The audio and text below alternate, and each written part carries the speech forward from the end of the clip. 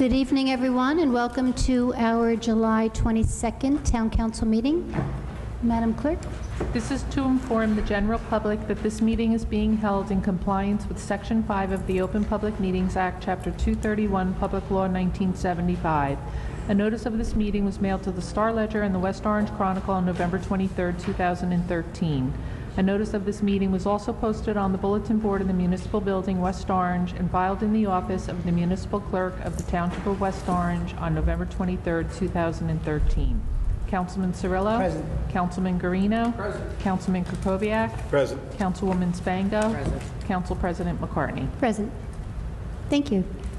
So most of the things that are on our conference agenda are always about an educational outreach. And the first item on our agenda is National Ovarian Cancer Coalition. And we have Sherry Beth Suskind here for the annual 5K run. And we have a lovely letter here that says, and again, an educational outreach that if diagnosed early, 5-year survival rate is over 90%. That's right. Well, I want to thank you all for inviting me back. This is actually the 8th year that we are partnering together with the Downtown West Orange Alliance, and each year it just gets more exciting. And we are really thrilled that you guys keep on doing this together. 9 years ago, I was diagnosed with ovarian cancer, and I was 41 years old, which, you know, makes me, I'm about to have a big birthday. And I just knew my body. I knew something was wrong, so I went to my doctor, and they kept on testing me for other things. And finally, I said, you know what, it's just, you know, it's whatever you're doing is not working. And they gave me the CA-125, which is a marker for ovarian cancer, and that actually came back negative. But my doctor felt I needed a ultrasound, which showed a cyst. And when they found the cyst, they had to take out the cyst, and the cancer was in the cyst. So I was very lucky because it was encapsulated in the cyst. So I had a hysterectomy, but other than that, I didn't have to have any treatment.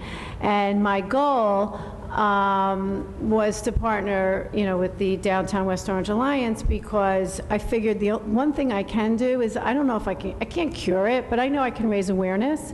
And, you know, I'm a resident of West Orange. I've been a resident for 20 years. And, you know, it was just a match made in heaven. So each year we have, you know, anywhere from 800 to 950 runners. And each year we raise about $100,000. And this year we are hoping to do the same, and maybe even a little bit more.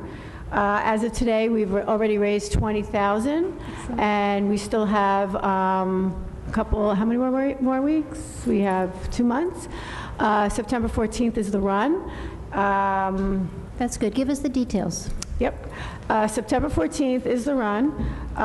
If you'd like to register or make a donation, you can go to www.walkforovariancancer.com. And there's a fun run that day for the kids. And then there's a 5K, and you can walk or run. And it's usually a great day. We have a band coming who, by the way, one of the women in the band it's an all-women's band, and she is going through treatment right now for ovarian cancer. She happens to share the same birthday as me as well, which we all found very interesting.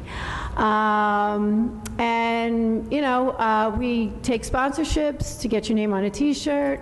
And this year, actually, we have women's T-shirts and men's T-shirts. So the women will be getting a T-shirt cut just right for them. And that's it. So we'd hope you come out on September 14th, and we look forward to seeing you there. All right, Sherry, I don't see the time. It's Sunday, September 14th. What time? The run actually starts at 10. The fun run starts at 9.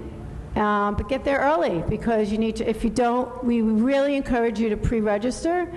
And if you don't, you can come that day, but the lines are usually long, so if you can get there early, 8 o'clock, 7:30, Also, if you'd like to volunteer, please reach out to us. You can reach out to us through the website, which is, again, www.walkforovariancancer.com.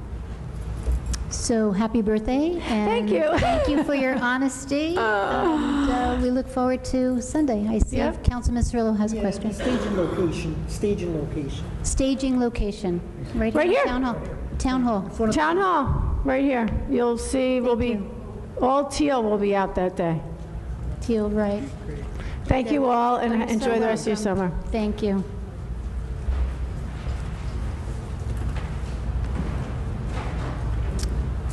Okay. And again, educational outreach. Back in 2004, I created a Veterans Commission to keep our community aware of benefits and programs that would help all of our vets.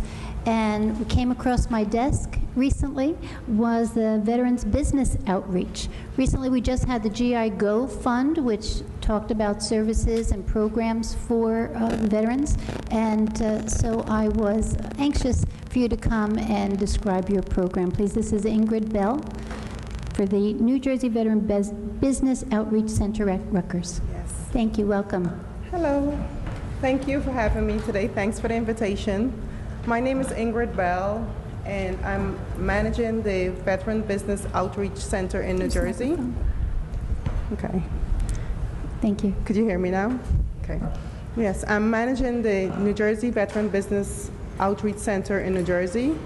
We are funded by the U.S. Small Business Administration and hosted by Rutgers University in Newark, New Jersey.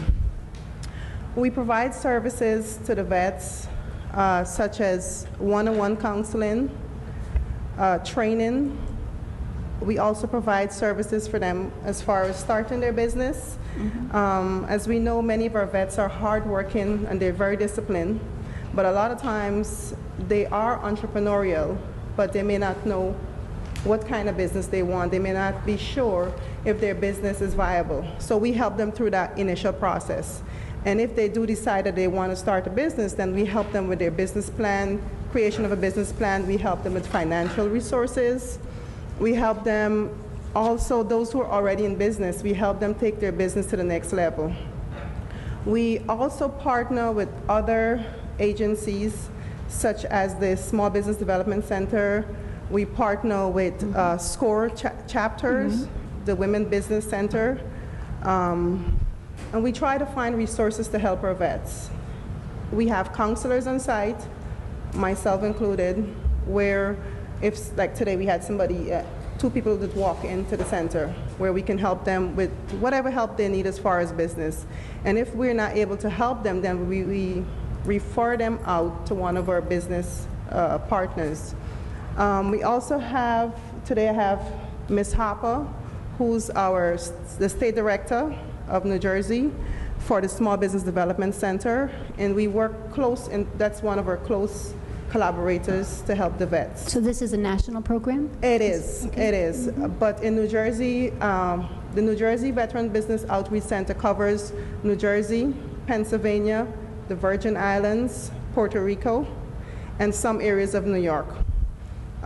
We hope to be able to reach out more to the Virgin Islands and Puerto Rico, I mean, by video conferencing, but we're still working on having the outreach out there because we find a lot of people don't know about the VBOC.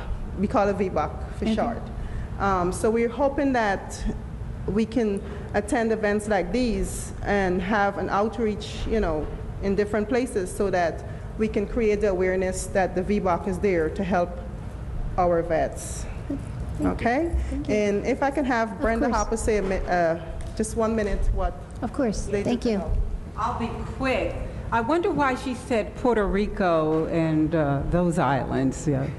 It's a national program. I'm Brenda Hopper. I'm the CEO of New Jersey Small Business Development Center, and we host the Veterans Business Outreach Center. So not only do we help veterans, we also help any small business in the state of New Jersey. I have 12 centers located throughout the state. We are hosted by the Rutgers Business School, And what's even better about our national program, our services are free. So we provide free one-on-one counseling. So if you want to start a business, you want to grow a business, you want to expand your business, come on down to one of our centers. We'll get you registered. We'll have a counselor work with you one-on-one. And in addition to that, we have low-cost training programs for any kind of business. Now, if you're a veteran, you don't pay for that training either. So you have free counseling and free training for veterans. So I'm going to leave some brochures and my business card. And if you just know anyone who's frustrated and needs finance and needs a business plan, needs strategic alliances, call us. The services are free. Thank you. Thank you very much. Ingrid, and you also have contact information there you could leave with us. Great. Thank you. Sure? Yes. But please, for the record, can you tell us contact information? Okay. We can be contacted online at V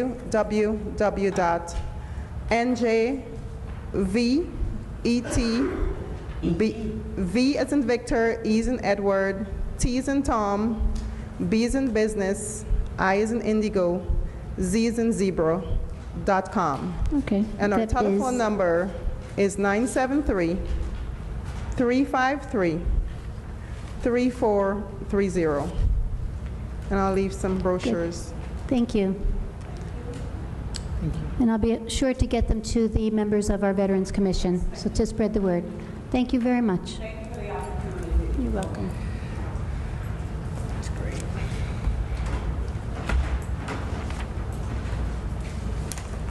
Must be something about the Pleasant Valley Way corner that recently we celebrated 40 years of Mr. Sal's right across around the corner from you. And tonight, Councilman Krakowiak is going to recognize another 40-year anniversary. Thank you, Council President. If I could just get Ms. Carollo and her attendees to come up and just stand here so I can. As the Council President mentioned, 40 years is a long time, particularly for any business. And there's a business in West Orange that's been serving the community for 4 decades, and I thought it deserved a little recognition. And it's not a coincidence that that I'm doing this, because I've been going to Hair Fair the entire time I've lived in West Orange, and in particular, Julie has done my hair virtually the entire time, and other members of my family are there. Just to tell you a quick story. She called me Saturday morning. I was in the neighborhood running some errands, so I stopped by, and my mistake was that I had put on a baseball cap that morning. So as I walked in, she looked at me with this horrified look on her face, and she said, "I just wanted to confirm what time to be here tonight." But as soon as she saw my hair, she threw me in a chair, threw on a cape, and started giving me a trim. So I just wanted to point out that if you go there, be prepared for someone who takes her responsibilities with her customers very seriously. And I just want to read the citation because it's pretty interesting. Julie and her family have deep roots in the community. Whereas Ms. Julie Carollo opened the hair salon along with a partner, the late Robert Dietzold, at 531 Northfield Avenue on August 1st, 1974, and whereas Hair Fair has continued uninterrupted service to the community during the following 40 years, and whereas many customers who followed Ms. Carollo from her previous position at the Arnold Constable Department Store in the Essex Green Mall continue to patronize her business to this day, and whereas Hair Fair has continued to take on new customers during this time, including several members of the New Jersey Devils professional hockey team when in practice at the South Mountain Arena across the street from her location, and whereas Ms. Carollo's family has strong ties to West Orange, including the previous longtime ownership of the West Orange Car Wash on Main Street by her late father, Rocco Quadrell, and you'll be sure to correct me on any of these pronunciations, right? You're right okay. so far. Okay. And the residency of her sister, Leona Di Napoli, and whereas Ms. Carollo's 96-year-old mother, affectionately known as Grandma Vicky, still bakes Italian knots and oatmeal cookies for the customers at Hair Fair, and whereas Hair Fair has provided services and jobs for many West Orange residents over the years, and whereas the West Orange Township Council supports a strong business community, Therefore, the West Orange Township Council recognizes the significant contribution to the community by Ms. Carollo and Hair Affair, and the council joins her in celebrating the 40th anniversary of Hair Affair and wishing Ms. Carollo and her warm, welcoming staff continued success. So thank you. Thank you. And if you could, just introduce the people here, and then if you want to say a few words, please. Okay, just a few. Thank you, Joe. So I want to say thank you. And Joe's hair is a challenge. It's a challenge, but we get it. I told him the other day, if you don't look good Monday, I won't look good Tuesday. This is Judy. Judy Albor has been with me in the salon from day one. Actually, she was there the whole 40 years. I got married, had a family, so my partner, Robert, bought me out after I was there about 6 years, and then I came back and bought him out. So I made this full circle there, but it's been Hair Affair in that spot in West Orange for 40 years. But Judy never left. I did, and then I came back. So thank you, Judy, for being my sidekick and putting up with a lot of things. And Eileen Varinelli, you probably know from town, her son, she works with us. Eileen's son is Lieutenant William Varinelli, Detective Department. I think I got that right. And we have Diane and Fran and Judy, all are from West Orange. And yes, I started in Arnold Constable. You probably, some of you, I do remember. I don't know about all of you, will remember where Macy's is now was Arnold Constable, and they had a Sure, beauty I salon back remember. there. And Robert was my manager. About a year later, we were told it was going to close. And my father, Rocky Quadrell, always said to me, why don't you open your own salon? So when that opportunity came, and I thought, well, you know what, this is now or never, even though I was only, I'll tell you, 24. I was a baby. I said, well, okay, Robert, let's do it. But if we have to find a shop nearby so everyone hopefully will still come. So we asked a couple of customers, if we open in the area, will you come? They said yes, they did. Some still do. The years have caused many changes, some good, some not good. But yeah, we have longevity, that is for sure. And thank you, the council and Joe, for having us tonight. I don't know if I said that. I attribute some of our success to the way we make the women feel, and men, when they come in. My mother's cookies, yeah, they all ask, Grandma bake this week? Did Grandma bake? So that's a big thing. There are a lot of fancier salons around. We're, I guess, a ma pa, and no state of the art, but we do have warm, welcoming staff. And let's say the women, they're wonderful women and men, but the women are, some of them are seasoned and mature, and they are like male men. They will do anything to get their hair done.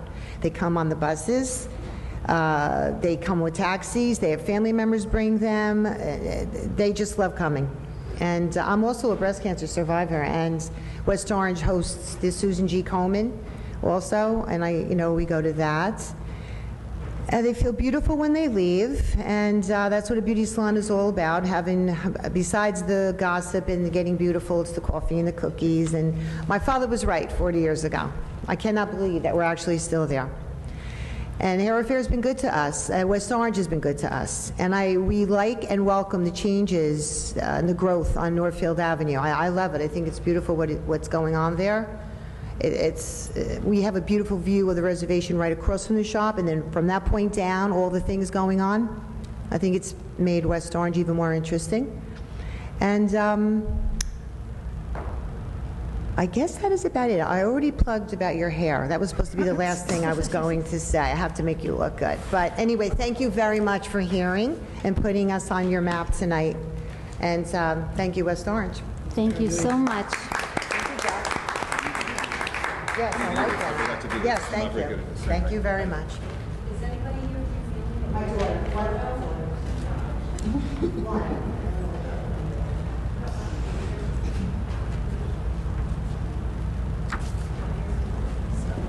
Hair Affair. Oh, you gonna get this? I'm getting it here. Okay, come on. Don't want to get too close. Ready? Good. Let's do it. Wow, yeah. Good. Okay. Good.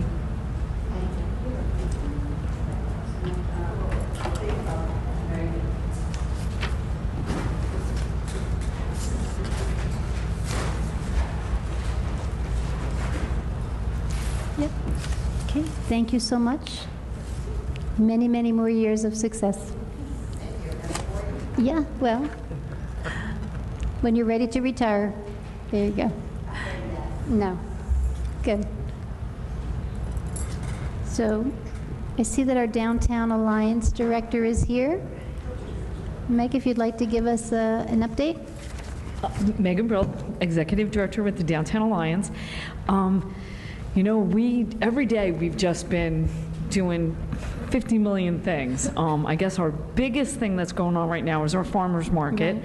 So we're back in the Quigley lot, and it's every Friday until the end of October, 12 to 6. We really need our residents to come out and support all of the farmers. We have 7 different vendors and then a few extra vendors. There's Regal Bank came down, Doctor's Express is there, so there's a couple other, interesting things to do while you're hanging out. This week we're going to give away Legos, and we're going to play board games with the kids, checkers and chess and whatever else I can think of. While parents are shopping, we'll keep the kids and anybody active.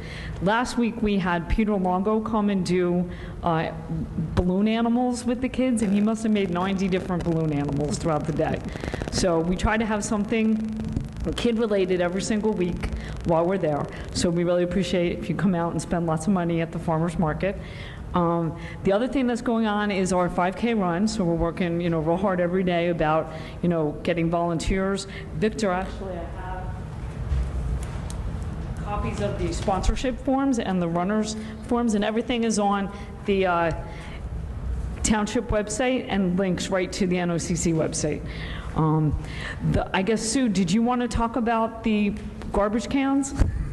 So I love talking about garbage cans. I wanted to commend the Department of Public Works, really, for the work that they've done up on Pleasant Valley Way in that area, because we are trying to spruce that up. And thanks to the Downtown Alliance, you donated garbage pails to help with the trash and debris that's up there. So. Right. One of the things that surprised me so much was how much garbage cans really cost. And the metal cans that have been downtown for about 10 years, and actually it's the same garbage can that's all over the place, it really needs to be thrown away or done something to it. And we decided downtown that we wanted to buy new garbage cans, and then we realized they were like $900 each, and we could buy 4 a year. So the board found a guy that works in Llewellyn Park that is a welder and a painter. So we gather up as many garbage cans as we can fit on John's truck, bring them over to Max's house, and he strips them down and re-welds them if there's any broken parts, and then paints them again. So the new brown ones, and actually the darker brown ones that you see, look like brand new garbage cans, but they're really not. So what we were able to do was replace 40 garbage cans for $5,000, and that would have cost us big, huge capital improvement. So we as a board were talking about how well we partner with the township in so many ways.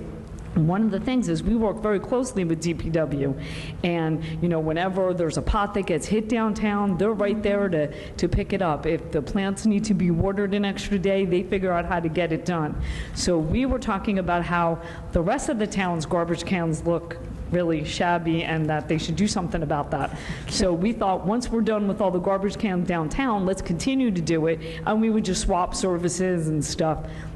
And then the very next day, the Pleasantdale situation came up, so we were very glad to help. And I think Joe Pelosi and those guys, picked up garbage cans at like 6 in the morning, swapped out ones, and now there's new ones over there to get painted. So it's an ongoing thing, and we very much like being able to spruce up the whole rest of the town, not just downtown. Right. So it looks very nice. Yes. So thank you. Thank you. That's it for me. What else? I have a note from our public information officer about the farmers market, and it says not only will you find fresh fruits and vegetables, you'll find fish, crab cakes, steaks, hamburgers, fresh bread, and all kinds of fun food from our local markets and farms located at Eagle Rock Avenue, right at the base of Eagle Rock Avenue and Harrison Avenue in the Quigley parking lot. It says you're invited to watch a video about all of the great vendors and their products on our township website in the video gallery under the Around Town tab. Thanks. You're welcome. There's more than 25 videos in this gallery about everything in town, from the equestrian center to the parks to the pool to the past town council meetings and to town historian Joe Fagan's new show, Discover West Orange. So www.westorange.org. Anything else? Anything on the Shop West Orange? Contact, would you like to give us any update on? One of the other things that we're working on is the Shop West Orange program. I think that the Chronicle covered, I guess, a wrap-up of the program just a couple weeks ago. And actually, we reported 8,000, and I did tell them that we had 8,000, but we really had about 9,500 in total tax credits. And that was really only a 6-month period. And a large part of that happened in the winter when there was really bad storms and nobody could go out and spend any money. So we're looking to double that and then some in the next year. So folks that signed up to get a check instead of a tax credit got their checks in July. So if you signed up and you didn't get a check, call me or call the clerk's office, call the tax office. If you signed up to get a credit, that credit appeared on your tax bill. So you'll see it. We are recruiting businesses all the time. We'd like to say that the cost to the business is $10 a month plus whatever credit they offer. So if they offer $10 on $100, it will cost them $10 a month plus 10 bucks. You know, so there's some misinformation out there that it costs a lot for businesses to participate, and it really doesn't. We're hoping that you divert advertising dollars away from other budgets and put them into the Shop West Orange program. Great. So we're looking for businesses. If there isn't a, oh wow, great, more sign-up sheets. Thank you. For the 5K run. We're hoping that if there are businesses in, great, shop there. If the place that you go to doesn't in, I know you ladies from Hair Affair should definitely be in the program. It's a great way to advertise for, for very little money. So, we talk to everybody that will listen to me and then some that don't. And I just keep talking. Of course.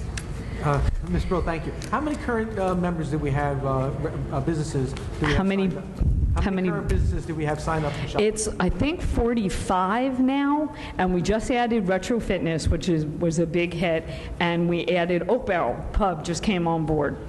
So those are the two newest. We're recruiting every day. It takes a lot of effort. We've met with a lot of businesses, and you know what? They either get on board and understand it or they don't. If you have a business that offers a coupon, the Shop West Orange program is the absolute way to go. The latest thing that we did with getting cards out there, and we need more cards to be activated, we currently have about 2,000 cards out. We put a letter in your tax bill that says, get your card here. So I know I've registered a bunch of cards. If you don't have an email address, there's a way to get around that. I know Sherry's registered cards out of the mayor's office, so we're hoping to get another, few hundred cards registered, yes, and then go shopping. Sounds good. Thank you. Thanks. Megan just mentioned the tax bill, and also on my notes here it says that your final 2014-2015 tax bill has just been mailed. For the first time in 15 years, all of your payment stubs with the actual amounts due are included in this bill. One stub for each payment due, August, November, February, and May. This is the only bill that will be mailed out this year. For any questions, you can call the tax office at 973-325-4075. Also in the notes here from the Public Information Officer, the Oscar Schindler Performing Arts Center has an amazing venue this summer of different performances. They are looking for volunteers. Go online at OSPAC if you are interested in volunteering. And the library sent a cute note that says, cool off at the library, but there's just not enough room in this email to list all of the activities. So go to www.woplwestorangepubliclibrary.org and find out all the various age programs held at our library. Anything else? Council liaison announcements? I had no meetings this summer. Okay. No, nothing to report? Yes. Find my notes here, sorry. Thank you, Council President. A couple of things to report. The West Orange Historic Preservation Commission had a meeting on July 9th. We introduced and added a new commissioner, Cynthia McConnell. She has professional expertise. She's gone through the academic program in preservation at Drew University, so she's a very good addition to our board. And the main thing to report is that the bid is out for a consultant to perform the historical survey of the St. Cloud and downtown areas as part of the state grant that the commission got last year. So we're really working towards completing that later on this year. The Open Space Commission met on, well, actually they tried to meet on August 11th. There wasn't a quorum, so we didn't actually have an official meeting. The next meeting of the Open Space Commission is August 11th at 7 p.m. here in Town Hall. The next meeting of the Historic Preservation Commission is August 13th at 7 p.m. So invite all of you who have interest in either one of these to come join us. And I just wanted to flag something that I got a couple of calls on today, which was that on the homepage of the website, where it says the July 22nd Township Council meeting, when you actually look at it, it says rescheduled. And I had a couple of people saying that they were planning to come, but they're not coming now because they saw that it was rescheduled. So maybe we could just keep an eye on that when, I don't know who does that on the town website, but It did say it rescheduled from... Right. It I did understand say that. I understand. No, but it did say that. It did say rescheduled, but when you're looking at it, it says July 22nd, Township Council meeting rescheduled. So if you click on it, then you find out that it's actually rescheduled to that day. But if you don't, if that's all you do, you look at it, yeah, so next time. Good. That's all. In the future, we should let you know in advance so that we can make that change. Doesn't matter now. Yeah, thank you. All I can say is, as the liaison to the Downtown Alliance, thank you, Ms. Brill, for your excellent report. So, so that's for me to talk about, so thank you very much. Thank you, Council That was President. okay.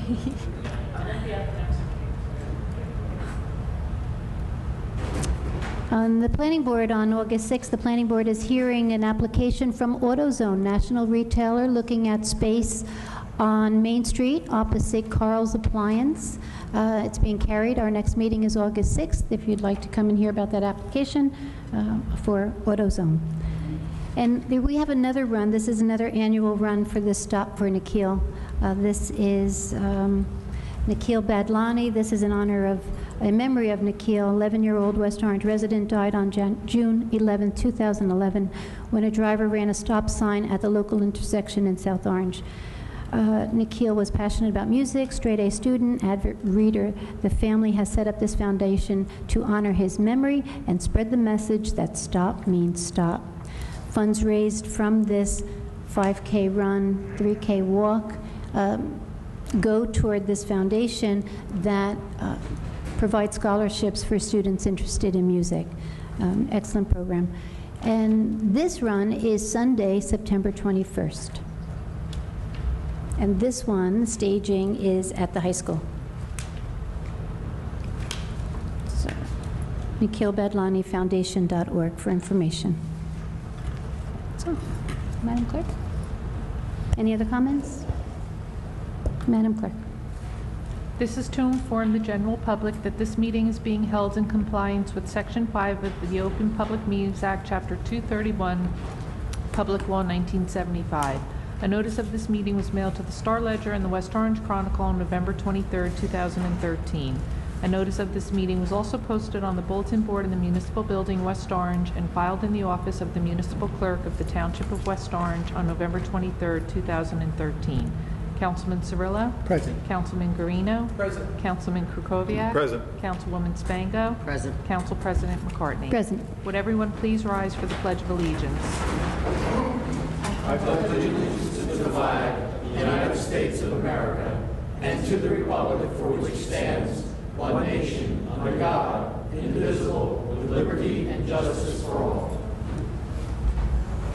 The council is now in their public meeting.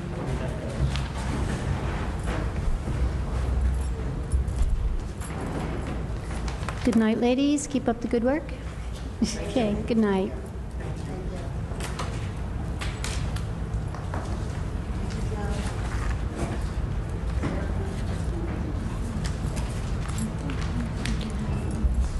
Next on our agenda is public comment. If anyone would like to have a concern or a question to ask the council, I see arms waving.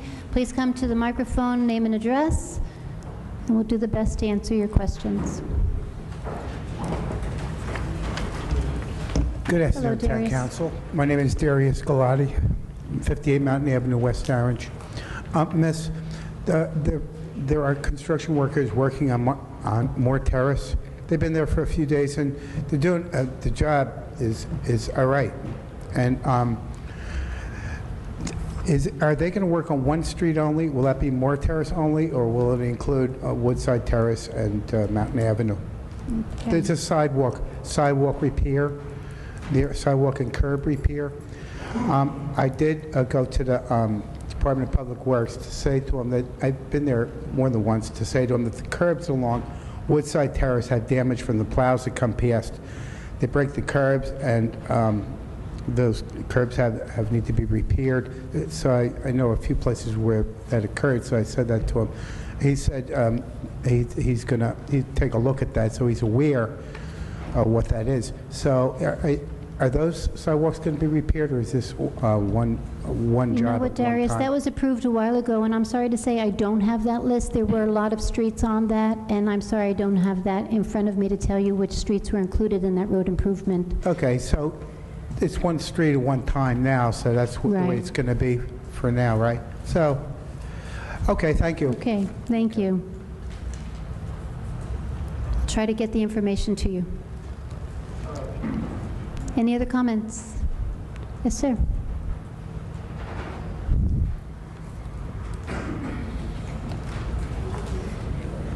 Hi, good evening. Alexander Rubian, 8 Swain Place. I actually printed out some information to pass out to all the council people.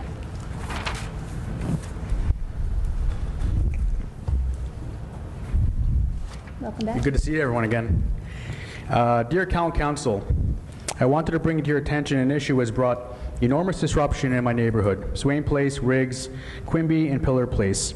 The lack of parking on the former mentioned streets has caused arguments between neighbors, has made many residents resort to parking in their front lawn, which I included a picture of, and confined myself and many others to our homes due to fear of not being able to find parking when returning, and most importantly, a major public issue of safety.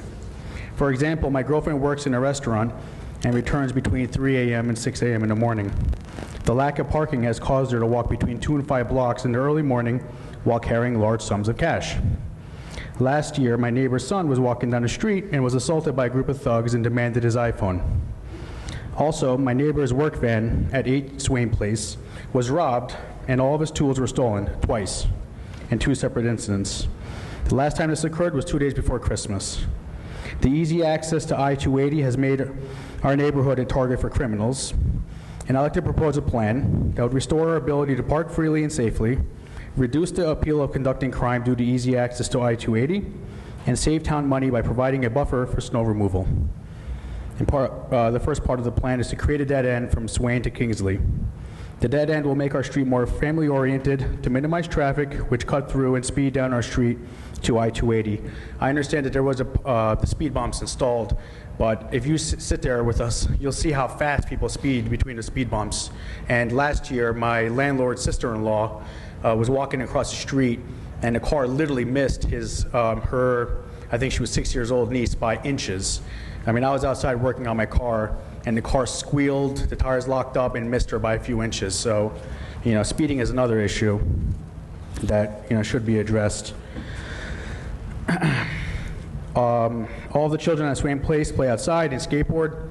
I like it. It's good to see the kids are outside and playing. That they're not locked inside and playing on video games. This would make it more conducive to outdoor activities, which could include a basketball net in the dead end section. By closing off Swain Place, we will make it more difficult for criminals to have easy access and direct access to I-280. Another issue that we found out from this winter storm is that by creating a dead end, a 50-foot buffer will be created that could be used in emergency situations to store snow.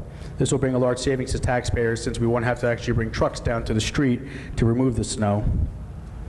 Part 2 of the plan would include double-sided parking on Swain Place, Riggs, Quimby, Pillar, Double-sided parking will resolve the parking wars which occur on these streets.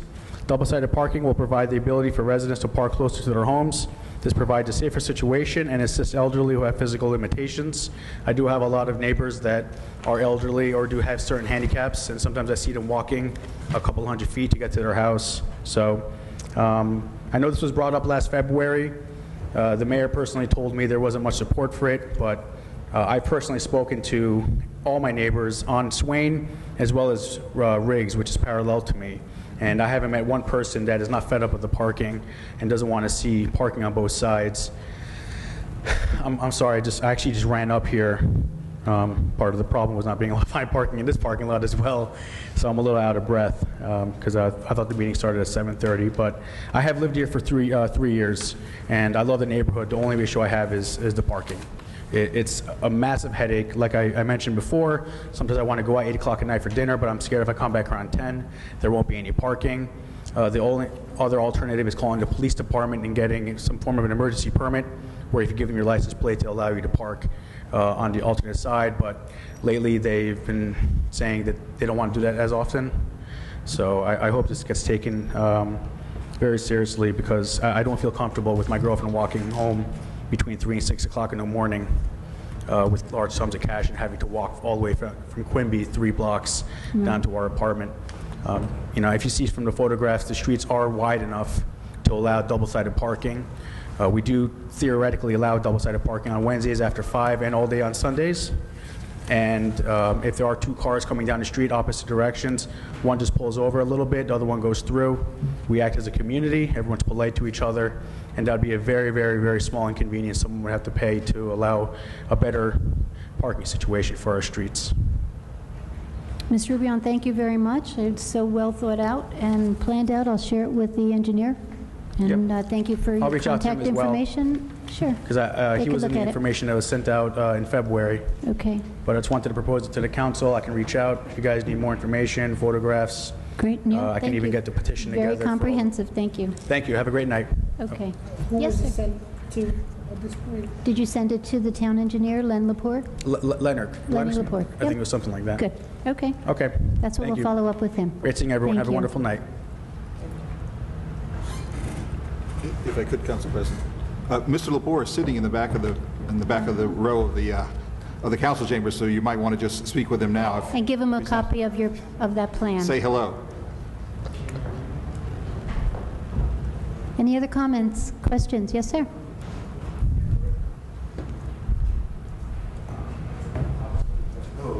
Hey, Jim. Jim Tiernan, Seaman Road. I watch the TV show all the time. It seems whenever there's discussion going on up with the council members, quality of life issue is always brought up for something that you guys want to do. Councilman Joe over there was talking about the shuttle bus. $300,000 for the year for 225 people. That's $1,300 per person a year that we are giving people to drive that bus. For $3, and I agree with them, there should be something charged. For $3 a day for a round-trip ticket for them 225 people would approximately come to about $175,000 a year to offset that cost. And we keep saying quality of life all the time. That's what I hear.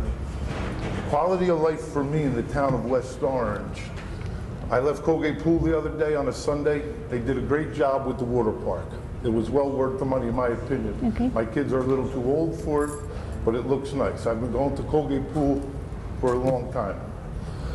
I happen to drive my old neighborhood, which is from Colgate Park to Watchung Avenue, Washington Street, in that area. My main question about that is there an inspector who goes around checking properties? The houses are falling apart in certain areas of the town. There's screen doors with broken windows with wood put in them. Houses over by Colgate Park have the leader gutters falling off the houses. The service stations on Washington Street, I don't mean to pick and bother everybody who's doing something, but the 2 service gas stations on Washington Street, weeds growing up through all their properties. It looks like abandoned cars just sitting there. None of them have license plates on them. And I did notice today that the town workers were out very early in the morning, 5 o'clock, Bob DeMeo and his crew, weed whacking sidewalks. There has to be some sort of ordinance where people are responsible to take care of their own properties. And that is my main question. That's a quality of life issue, not getting 225 people to Orange or South Orange, the mountain station, for $1,300 a year. And my next question is, you might think it's a bit funny, but if a child goes to Seton Hall Prep School over there, and they are in a bus district where they would go to Mountain High School or West Orange High School, that's how long I've been in town, Mountain High School. There's a $700 credit, I heard, that comes to their taxes. Is there any way that people who don't use the shuttle can get a tax credit, considering that the other people are getting $1,300? And then how many buses are working on the shuttle? Just a couple questions now. How many buses work on the shuttle? Councilman Guarino, also on the last show I watched, mentioned that the driver was texting and everything else. Do we own the shuttle buses? Yes. And are we just employing the drivers? They should be CDL certified, commercial driver's license, medical cards, and everything else. All right? And that's just a couple questions I need, and I spoke to Mr. Puglisi about a couple other things. All right? Thank you. Thank you, Jim. Any other comments? Yes. That's it. Thank you. Great. Good. Hi, Anthony Hi, Puglisi, Anthony. representing Essex County Executive Joe DiFincenzo. I just want to share information about two recent events that we've had at the South Mountain Recreation Complex off of Northfield Avenue. One last week, on Tuesday, we opened the new education building at Turtleback Zoo. It's a 4-classroom building. The classrooms have removable walls in between them, so it allows us flexible space for our expanding education programs there, and it increases our education space by 2/3. Our old education building had 2 classrooms. With the 4 classrooms there, that's 6 classrooms total. That allows us to enhance our education offerings at the site. This year we've had an expanded summer camp, which has allowed us to bring in about 400 students. And hopefully in the future we can expand on those programs more with this new facility. New facility is also a new entrance into the zoo, which will be primarily used for buses that come in from school groups or summer camps.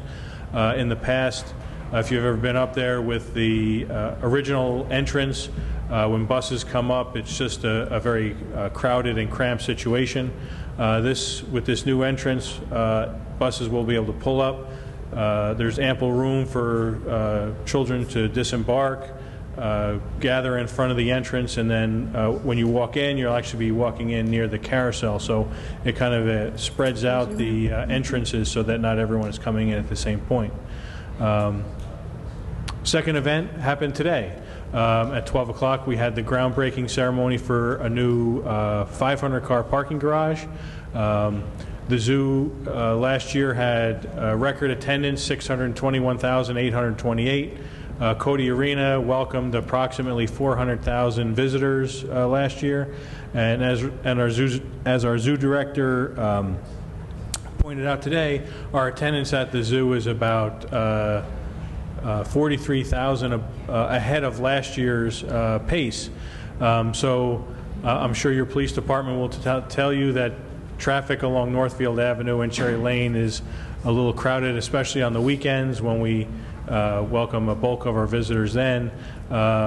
So this parking garage will definitely be a benefit. I'm not saying it's going to address all the parking issues because it's 500 spaces. I'm sure we could use 500 more, but it is a step in the right direction. The contractor has already installed a large section of the footings. He's guaranteed that we're going to be ahead of schedule. So by the spring of next year, that facility should be completely opened. So we look forward to a great project.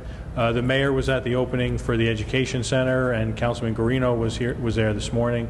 So our county executive is very appreciative about the partnership and the assistance that West Orange has always provided for programs at that location, and we look forward to continued partnership in the future. Great, thank you. Councilman Cirillo had a question? Yeah, Anthony, thank you for that report. Question on the parking garage. Is there a fee that's going to be charged to visitors? Right now, the only fee that we charge is for commuters. I would have to check into that. We haven't had any discussions about whether there'll be, as of right now, it's Okay, just free parking for zoo visitors. The reason why I asked that, Anthony, is because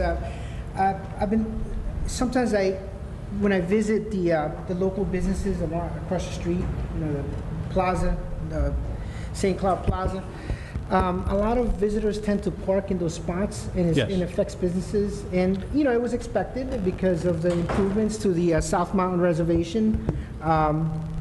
With this new option, we're hoping that it will alleviate a lot of those issues. So I'm hoping that it's free so that people don't continue to want to park across the street and use that as an alternative. So that was one point, and I hope you keep that in mind. Probably getting phone calls already about that from some of those commercial establishments. The other question is pertaining to there's an application before the zoning board to build a quick check at 555 Northfield Avenue, which is across from the from the zoo, from the Cordy Arena, and it seeks to affect the traffic flow. And obviously there's going to be a lot more volume, a lot of vehicles and probably foot traffic. This probably has to go before the Essex County... it will go before the Essex County Planning Board. The Planning Board, okay. So yeah, and that was my question. What is the equal to the zoning board here at the county level? And does it need to go before that board? Yes. Should they seek to change the flow? Okay, very good. So if I need more information, can I... Well, actually, Councilman Guarino, you made some phone calls today. I don't know if you want to report on that same issue. No, the same thing you discussed with Mr. Puglisi, that it will go before the Essex County Planning Board. And of course, because of the traffic, what turns and left turns they're requesting, and of course, car stacking into Northfield Avenue. So those are issues that will go before the Essex County Planning Board. Sorry, those are issues that will go before. Yes, the you are Essex County correct. Also, there's drainage issues that will also be before the Planning Board as well. Okay, appreciate it. Thank you. Right. So thank you, Mr. Puglisi. Councilwoman Spanier. Anthony, with the opening of the new educational center, you have another one in Roseland, am I right? What do you have in That's Roseland? on Eagle Rock Avenue, that's the Environmental Center. Oh, environmental. Okay, so that remains the same. Yes, that's going to remain open. Yep. Anthony, can you just explain the difference between the two? Eagle Rock Avenue. Good job, as usual. The Environmental Center in Roseland has outstanding exhibits on all type of energy savings. Recently, the butterfly tent, just a lot of environmental issues. Right. July is Big Butterfly Month. The standing exhibit is the energy efficiency and conservation displays. Right. So what will be different at the Educational Center? Will that be programming, seminars? That's programming for the zoo. Okay. Whenever we've had our night moves or various animal workshops, summer camps, after-school programs, they fill up within a day. Right. And because we only had the 2 classrooms before, we were only able to open it up to 20, or with 2 classrooms, 40 students at a time. With the additional 4 classrooms, we can expand those programs to a greater number of kids, hopefully provide more opportunities for people who don't register on that first day. Great. Good. Thank you. Yes. I just want to make one more comment. When I looked at the blueprints and the schematics for the new parking garage, it seems the county's making everything more accessible without leaving the garage proper itself. You'll be able to get into the arena, into the zoo, and into the educational center. So it's really it's being functional. It's all being pulled together as one contiguous unit. So we thank the county for that. It's another quality for the residents of West Orange and for the county. Yes. Thank you. Thank you. Any other comments? Any other comments? Seeing none, I'm going to close the public portion of our meeting and thank Darius Galati. If we get information on the other roads, I will let you know. Alex, thank you for, I think he left, but I know that he spoke to our town engineer. And Jim Tierney, the comments on the quality of life, yes, there are always quality of life issues. The shuttle, that resolution that we had, it was a 2-year contract for that shuttle. There are approximately 255 residents that use that, but it is also used by hundreds of seniors as well. So, it's one of those things that we still zeroed out the budget this year, and when the time comes that it needs to be evaluated or reassessed, then we can. I still believe that that is an appeal for our residents and a convenience for our residents. And I don't know about the number of shuttles. I believe is 5.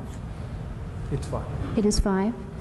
And we would have to look into the credit for buses.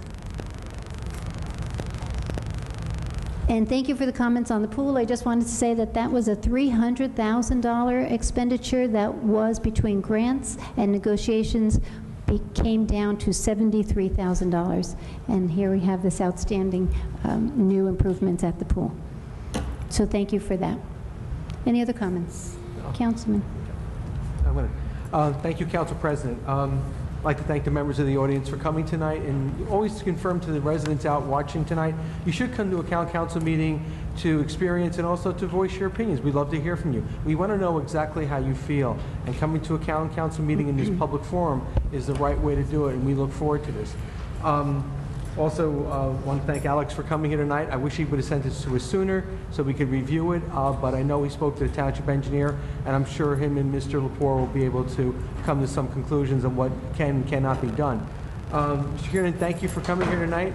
I appreciate your input. I'm a big proponent of the shuttle, and of course, like Council President McCartney said, it is used by also our seniors, and that's why we bought the buses also for the commuter shuttle, which is a big plus for us. It's bringing residents into the township. It's a plus for the residents. More residents are going to use it, and sometime again we'll have to relook at it. But right now, it's not increasing our tax in our budget based upon the use of the shuttle, and it's also used for the seniors. And I feel that it's very important. I also thank you for your input about our great new addition to the Ginny Dunkel pool. And to those of you who didn't know it, Ginny Dunkel did grace the township of West Orange this past Saturday for the rededication of the pool and the opening of the splash pad, which has been a tremendous success, which the majority of the council approved it and approved the expenditures, and of course to the council president, the $73,000 net expense. So that, we thank you for that. And people should take advantage of the different things that are here. We also know we will address the issue with the abandoned cars and the property and notify the building department that the zoning code official needs to go to this area and to take some notes and get an idea what's going on. We need, as a council, need to know what's going on in the area and how the properties are being maintained. So we thank you for bringing that to us. Thank you very much. Just to say one thing, Council President, when we talk about what we do as a council, things that we vote on, things that we approve for the benefit of residents, you can come as a majority of the council and see what we do and look at the actual details of what we've approved for the residents. And you have to ask yourself, at the end of the day, does this make West Orange a better place to live? Just like the investment that the County of Essex is making to the recreational complex. People drive by and they call me and they ask me, so does that belong to West Orange? I said, no, it doesn't. It's a county facility. But it's the investment that the county is making in our community. And yes, you have more cars coming. That's why they take the foresight in building the garage. But we have to now the township has to take advantage of this great new facility, and we have to incorporate it into our development of the Northfield Corridor for any, proper businesses that should be in the Northfield Corridor. And we need the residents' input. We need to hear from you exactly how you think we can work with the county to use this facility, to use the benefit of it, to make West Orange an even better community and a better place to live. So we'd like to hear from you. I personally would like to hear from you, too. And so thank you, Council President. You're welcome. Any other comments? Councilwoman. Yeah, thank you, Council President. The only thing I would like to add, Mr. Tiernan, when you speak about the property maintenance, we do have property maintenance. So if you want to know, get in touch with me and I can call them, or if you can call directly.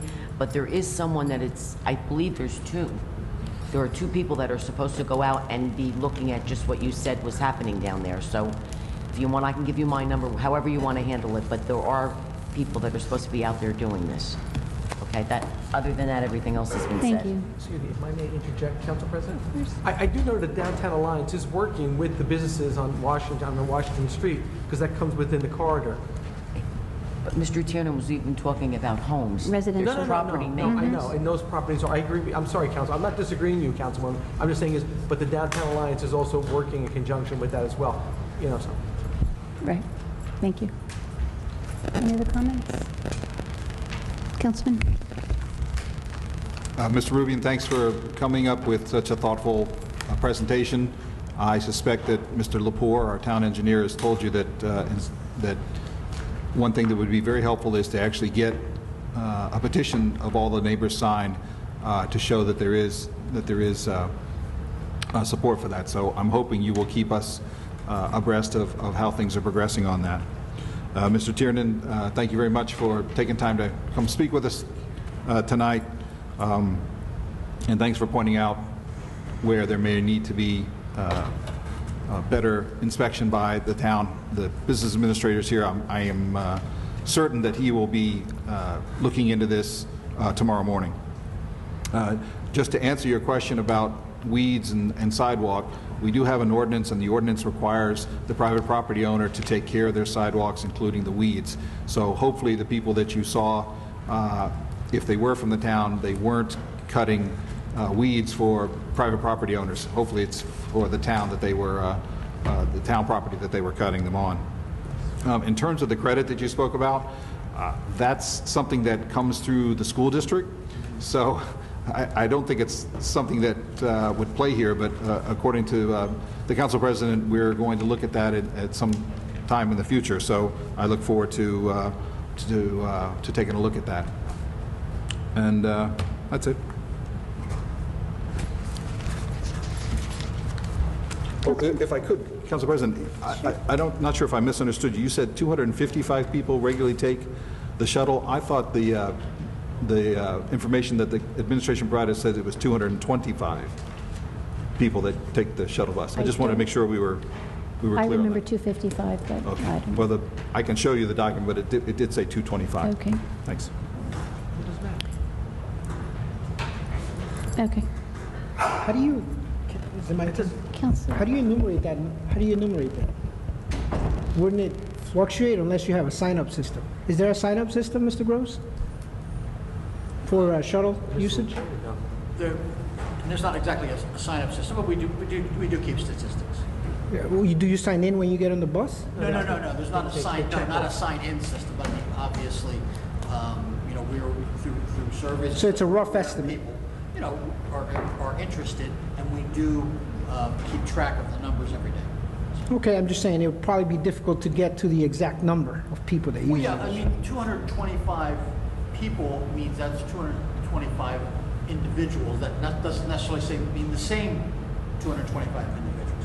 So if we have an average ridership of 225, that might mean we're serving 250 to 300 people. Right. Because depending on the frequency with which they're going. Right, and another point that I make on that issue is really, sometimes we need to enumerate the kind of effect that it has on the real estate market, because there is a lot of investment that comes into our municipality from folks outside that may work in Manhattan, Hoboken, expanding Jersey City, that move and buy properties along the Gregory Avenue corridor because of the shuttle system, and now into other parts of the town where we've expanded the shuttle system because of the high demand that continues to increase. So it's we play around with numbers, but there's also some intangibles that are really difficult to enumerate. Council President, I do want to acknowledge the members of the public that came out, and I want to thank them for participating, and also some of the folks that are here to listening in to some of the policy making that's taking place today. Mr. Rubian, thank you. This is well thought out. Thank you for putting this together on behalf of your neighbors, and it's an intriguing proposal, and I'm sure that Mr. Lepore will give it the attention that it deserves. It does make sense in terms of addressing some of the quality of life issues, and I just want to commend you for taking a lot of time in drafting this. And the other, Mr. Tiernan, talked about the quality of life matters. I'm sure that the administration is taking notes, and we're going to take that very serious, because that affects property values. I'm big on property values. You know, we're all invested. We invest in our town, you know, and when the house next door isn't up to standards, it affects our property values. Sometimes we talk about property tax appeals. You know, when a resident files for a property tax appeal and the comparisons are, properties that are not up to par, their chances of successful appeal increase. Anyhow, there is an effect. So we need to make sure that we keep an eye on that, and I hope that the administration continues to take notes and is proactive in addressing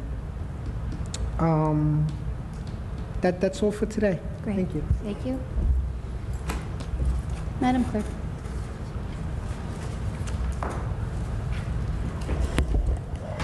Okay, thank you.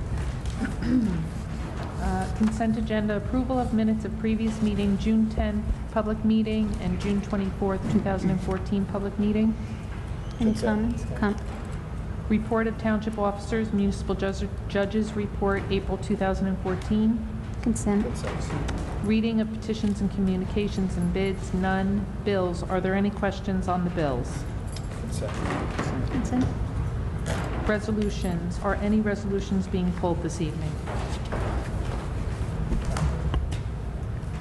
Just had a couple questions on, and just comments too. This resolution about the reimbursement grant for the police department, drive sober or get pulled over. I was curious because in the resolution it has the dates of August 15th through September 9th, where that's the period that this will satisfy, and I was just curious where that number came from, were statistics done during that time frame, but I was told by the police department that it's set by the state, so the state determines what the time is, and it does cover a holiday weekend, so it is particularly peak period.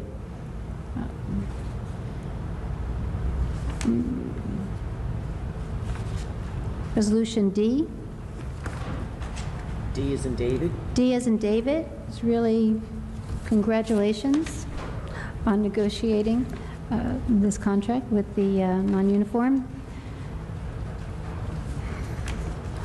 I have a question. I would like to pull Resolution E. This is the partnership with Verizon. A few questions there.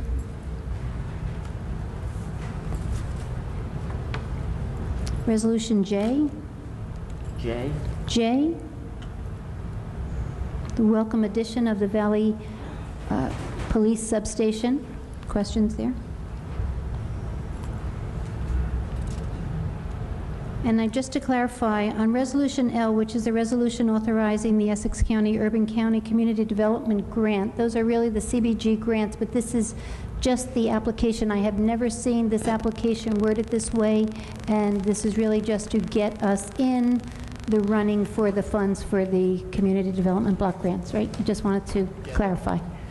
This is basically our desire to participate. Right, This is right. not about our specific application. Right, okay.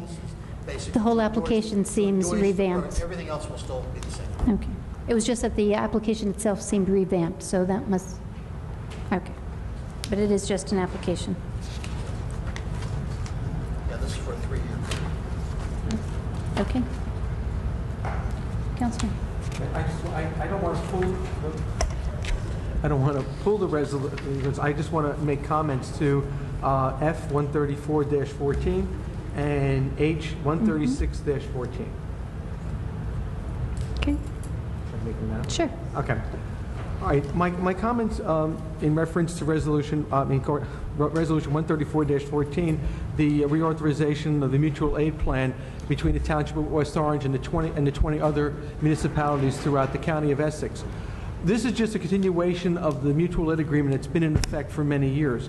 And it's basically a win-win situation for all the communities within the county because it helps them cover the township when the services of a township with an existing emergency, whether it be a flood, a fire, or other emergency, is able to cover their own firehouses with assistance from a neighboring community. Now, in this authorization, reauthorizing it, basically, the Township of West Orange is committing to helping a neighboring community with the coverage with minimal equipment and minimal coverage by the fire department. Now, it doesn't cost the township any more money payroll-wise because the firemen are on duty anyway.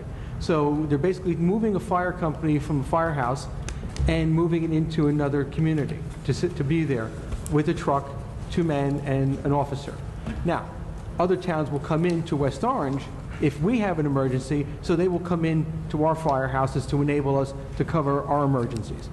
The expenses for the mutual aid, petrol, fuel oil, coverage and everything else is all covered by the municipality that we go in to assist. So it doesn't cost the township any additional funds to be a part of this mutual aid.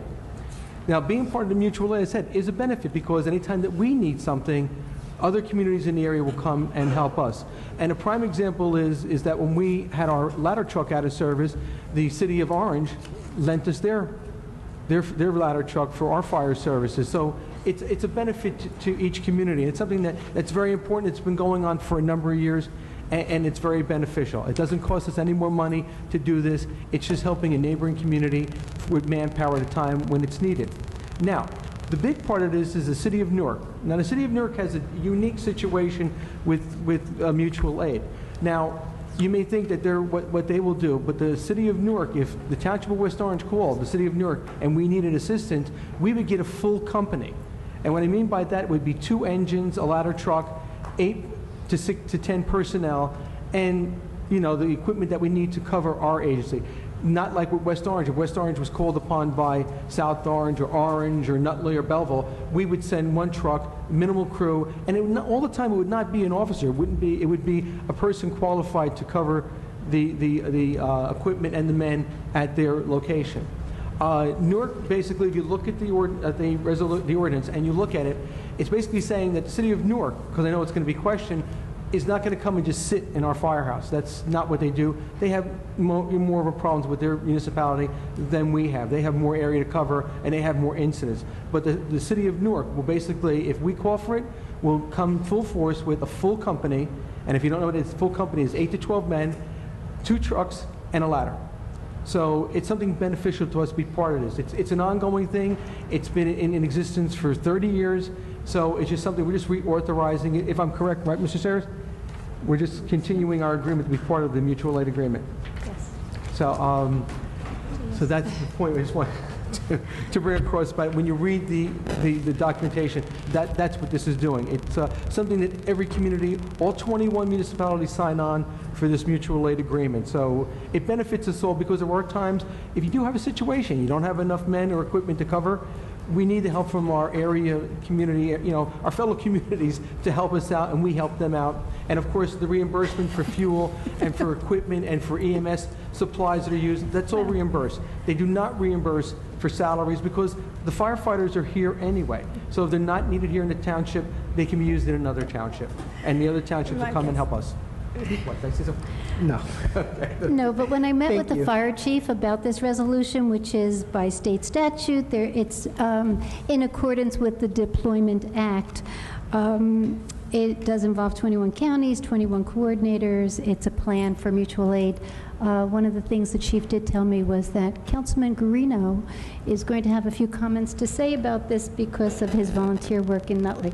So there you go. He was right. I'm sorry I made So he more was than a few right. comments. Council President. Yes, sir. I just want to make sure we add that we need to give credit to Chief Smeralda. Yes, we do. Chief Smeralda, West Orange Fire Chief, for drafting, not only for us, but for since he's the head of the Chiefs Association statewide. He's been very instrumental in drafting these agreements throughout the state of New Jersey. Councilman Krekovic. Thank you, Council President. I just wanted to clarify something in my own mind from what Councilman Guarino said about the charges, and maybe the business administrator can potentially clarify. Section 7 says no charge for use of personnel or equipment.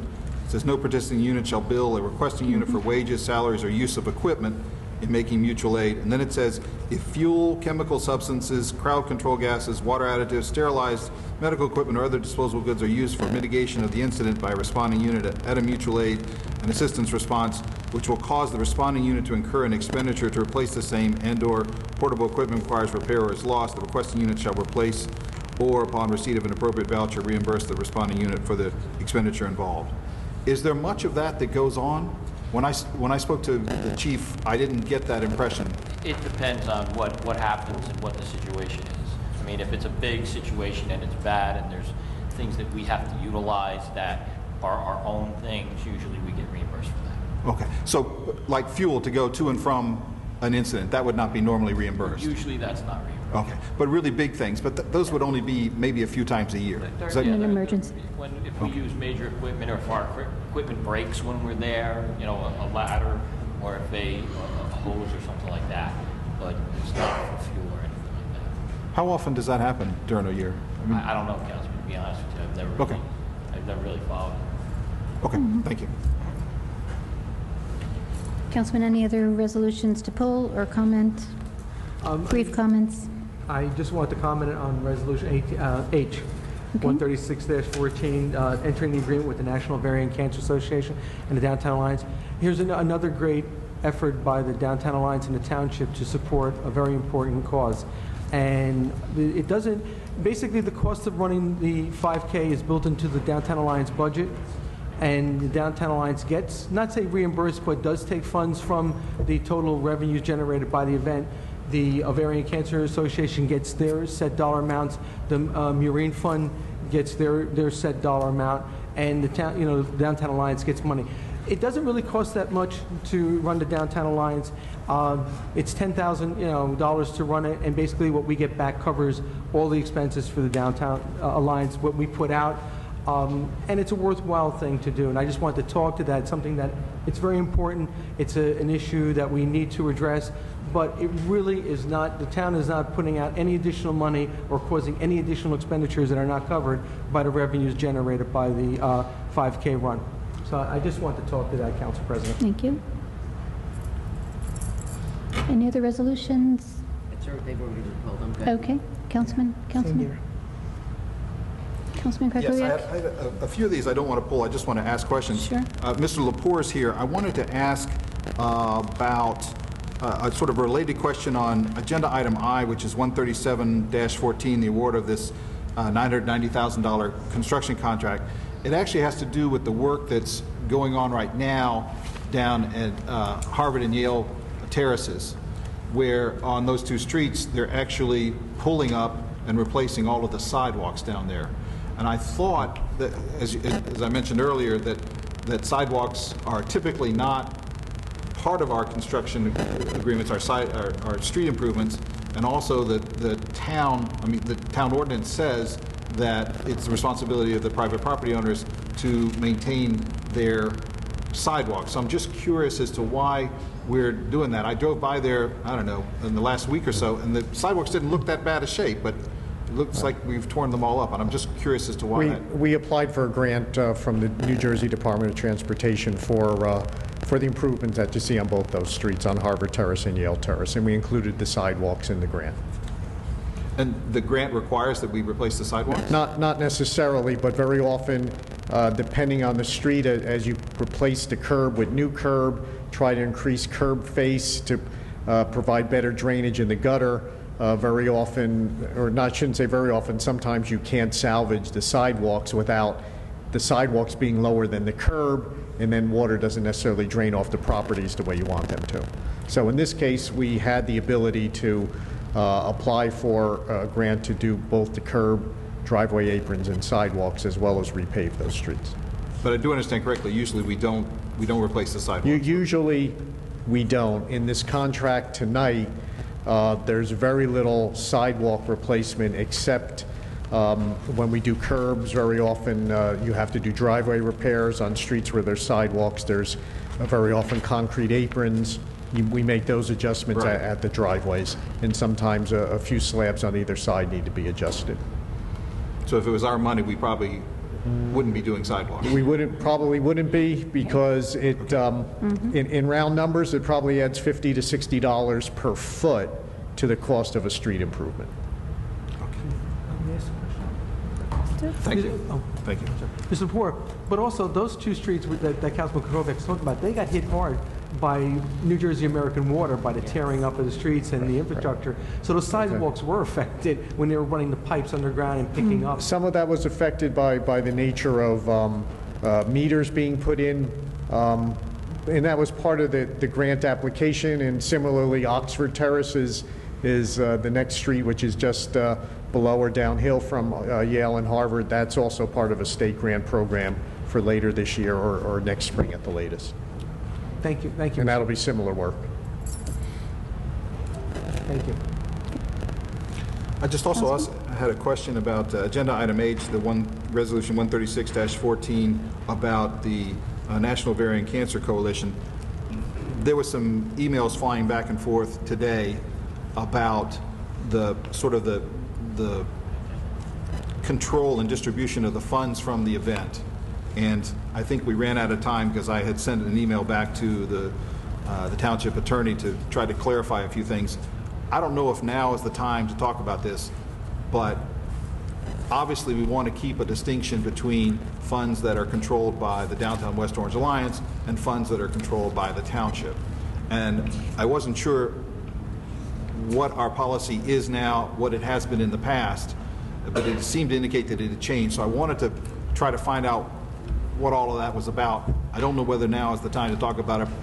If it's not, we can talk about it at the next meeting. But I can just tell you that historically, the funds have been directed and controlled by the Downtown West Orange. In the past, they've run through a trust account within the township, and more recently have not, just because the funds are controlled by the Downtown West Orange. So that, as far as the decisions made historically about the funds, it was all done through the Downtown West Orange. Okay. The director's here. Megan, can you address the question? I can just provide maybe a little bit more information.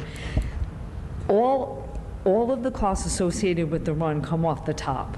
2 years ago, before I took over as director, we spent $17,000 in expenses for the run. Last year, we spent 10. So that 10,000 came off the top. We had about 96. Take the 10 off, about 86. 70% goes to NOCC. 30% goes to the township and the Downtown Alliance. That's always been the way it's been set up, and the expenses have always come out of the run. So police, fire, DPW, tablecloths, bagels, T-shirts, anything that we have to spend to support the run comes out of the run. So it was just an accounting switch. When John took over, it was easier for everyone to have the Downtown Alliance. We get all the money, we deposit all the money, we write all the checks, and then we do the disbursement. In years before that, we would just tell John, pay this bill, write this check, do that, or, and call me before that. That clear? Yeah, that's actually not what I was asking about, but Oh, I'm sorry. No, that's okay. No, I was just trying to figure out why we would have a resolution that involves the township if it was the Downtown West Orange Alliance that was doing everything. And then that led to the question about where the flow of funds were, because we want to keep the Alliance funds and the township funds legally and physically separate. So that's why I was trying to find out. I'll suggest that maybe the resolutions have been historically done, and then as the program has evolved, maybe the resolutions didn't keep up with the actual practices of the way things were done. That's just me looking back on it. As far as it is a joint effort between the Downtown West Orange and the township and the NOCC. NOCC. Okay. So to that extent, there's a requirement for a resolution, basically to anoint that, that partnership.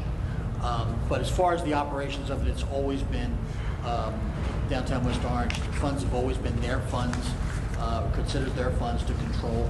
To the extent that we facilitated that with their trust account in the past, and now they're handling it all themselves. So there has been a separation of funds, and continues to be. Okay. So there wasn't the separation of funds that you liked when you got here, so we changed it a little bit? Right. No big deal. We talked Better about it in accounting? terms of how we would prefer to do it, how I would prefer to do it with the downtown, considering they are not our fund. It was not our funds. Yes, exactly. And just to avoid this confusion, I felt that it was important that we not go through that process. And they felt that, quite frankly, from an operational point of view, it was better for them as well. Okay. And so the resolution that we're now going to be looking at later on today actually was modified late today to sort of clarify a few of the issues that... That's correct. Okay.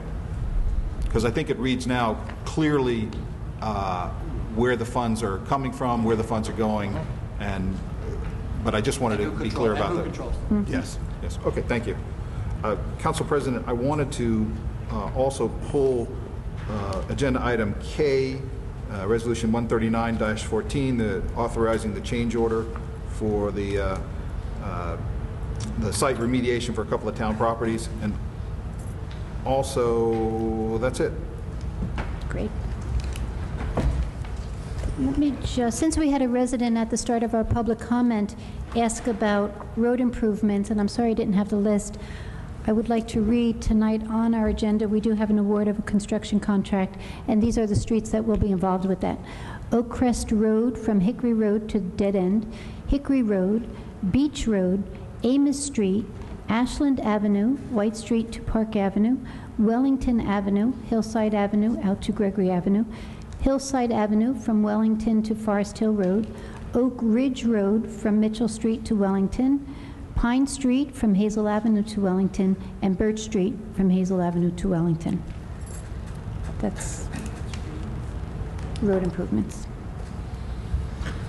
Are there any other resolutions being pulled this evening? Is there a motion to approve the consent agenda? So moved.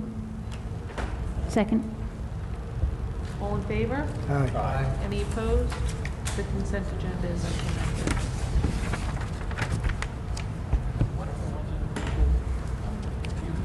What was it called? What was action? E, J, and K. Okay.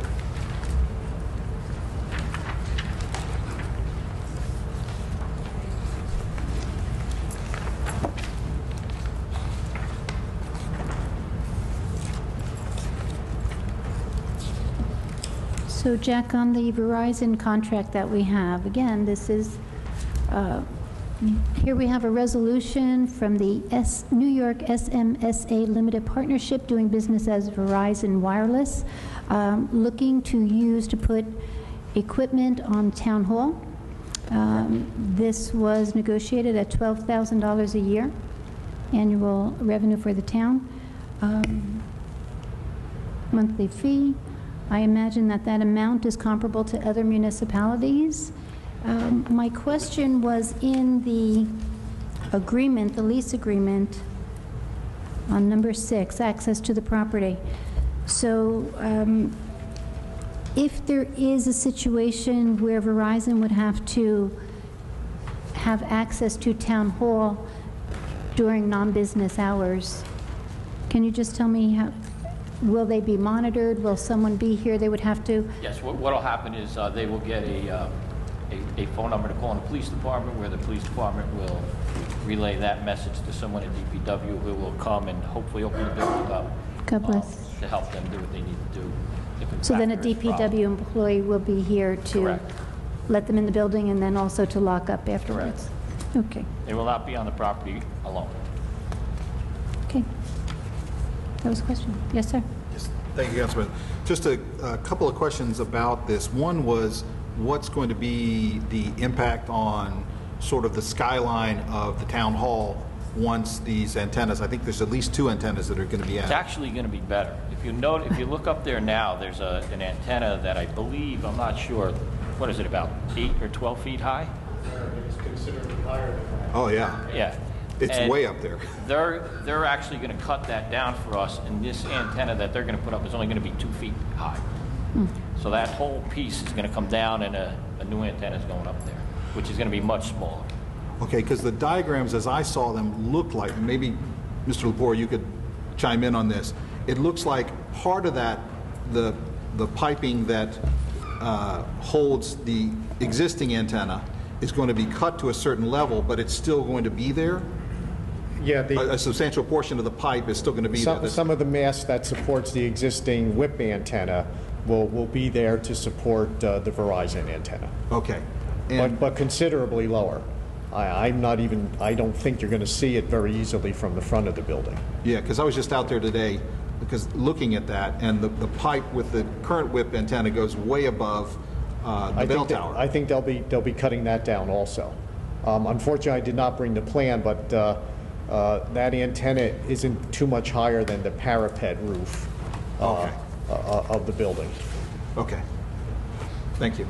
The other question I had about this was, I thought it was a great idea, in addition to the $12,000 annual rent, to actually put in about more or less an additional payment to cover the electricity that I guess the town the town is going to provide for the antenna.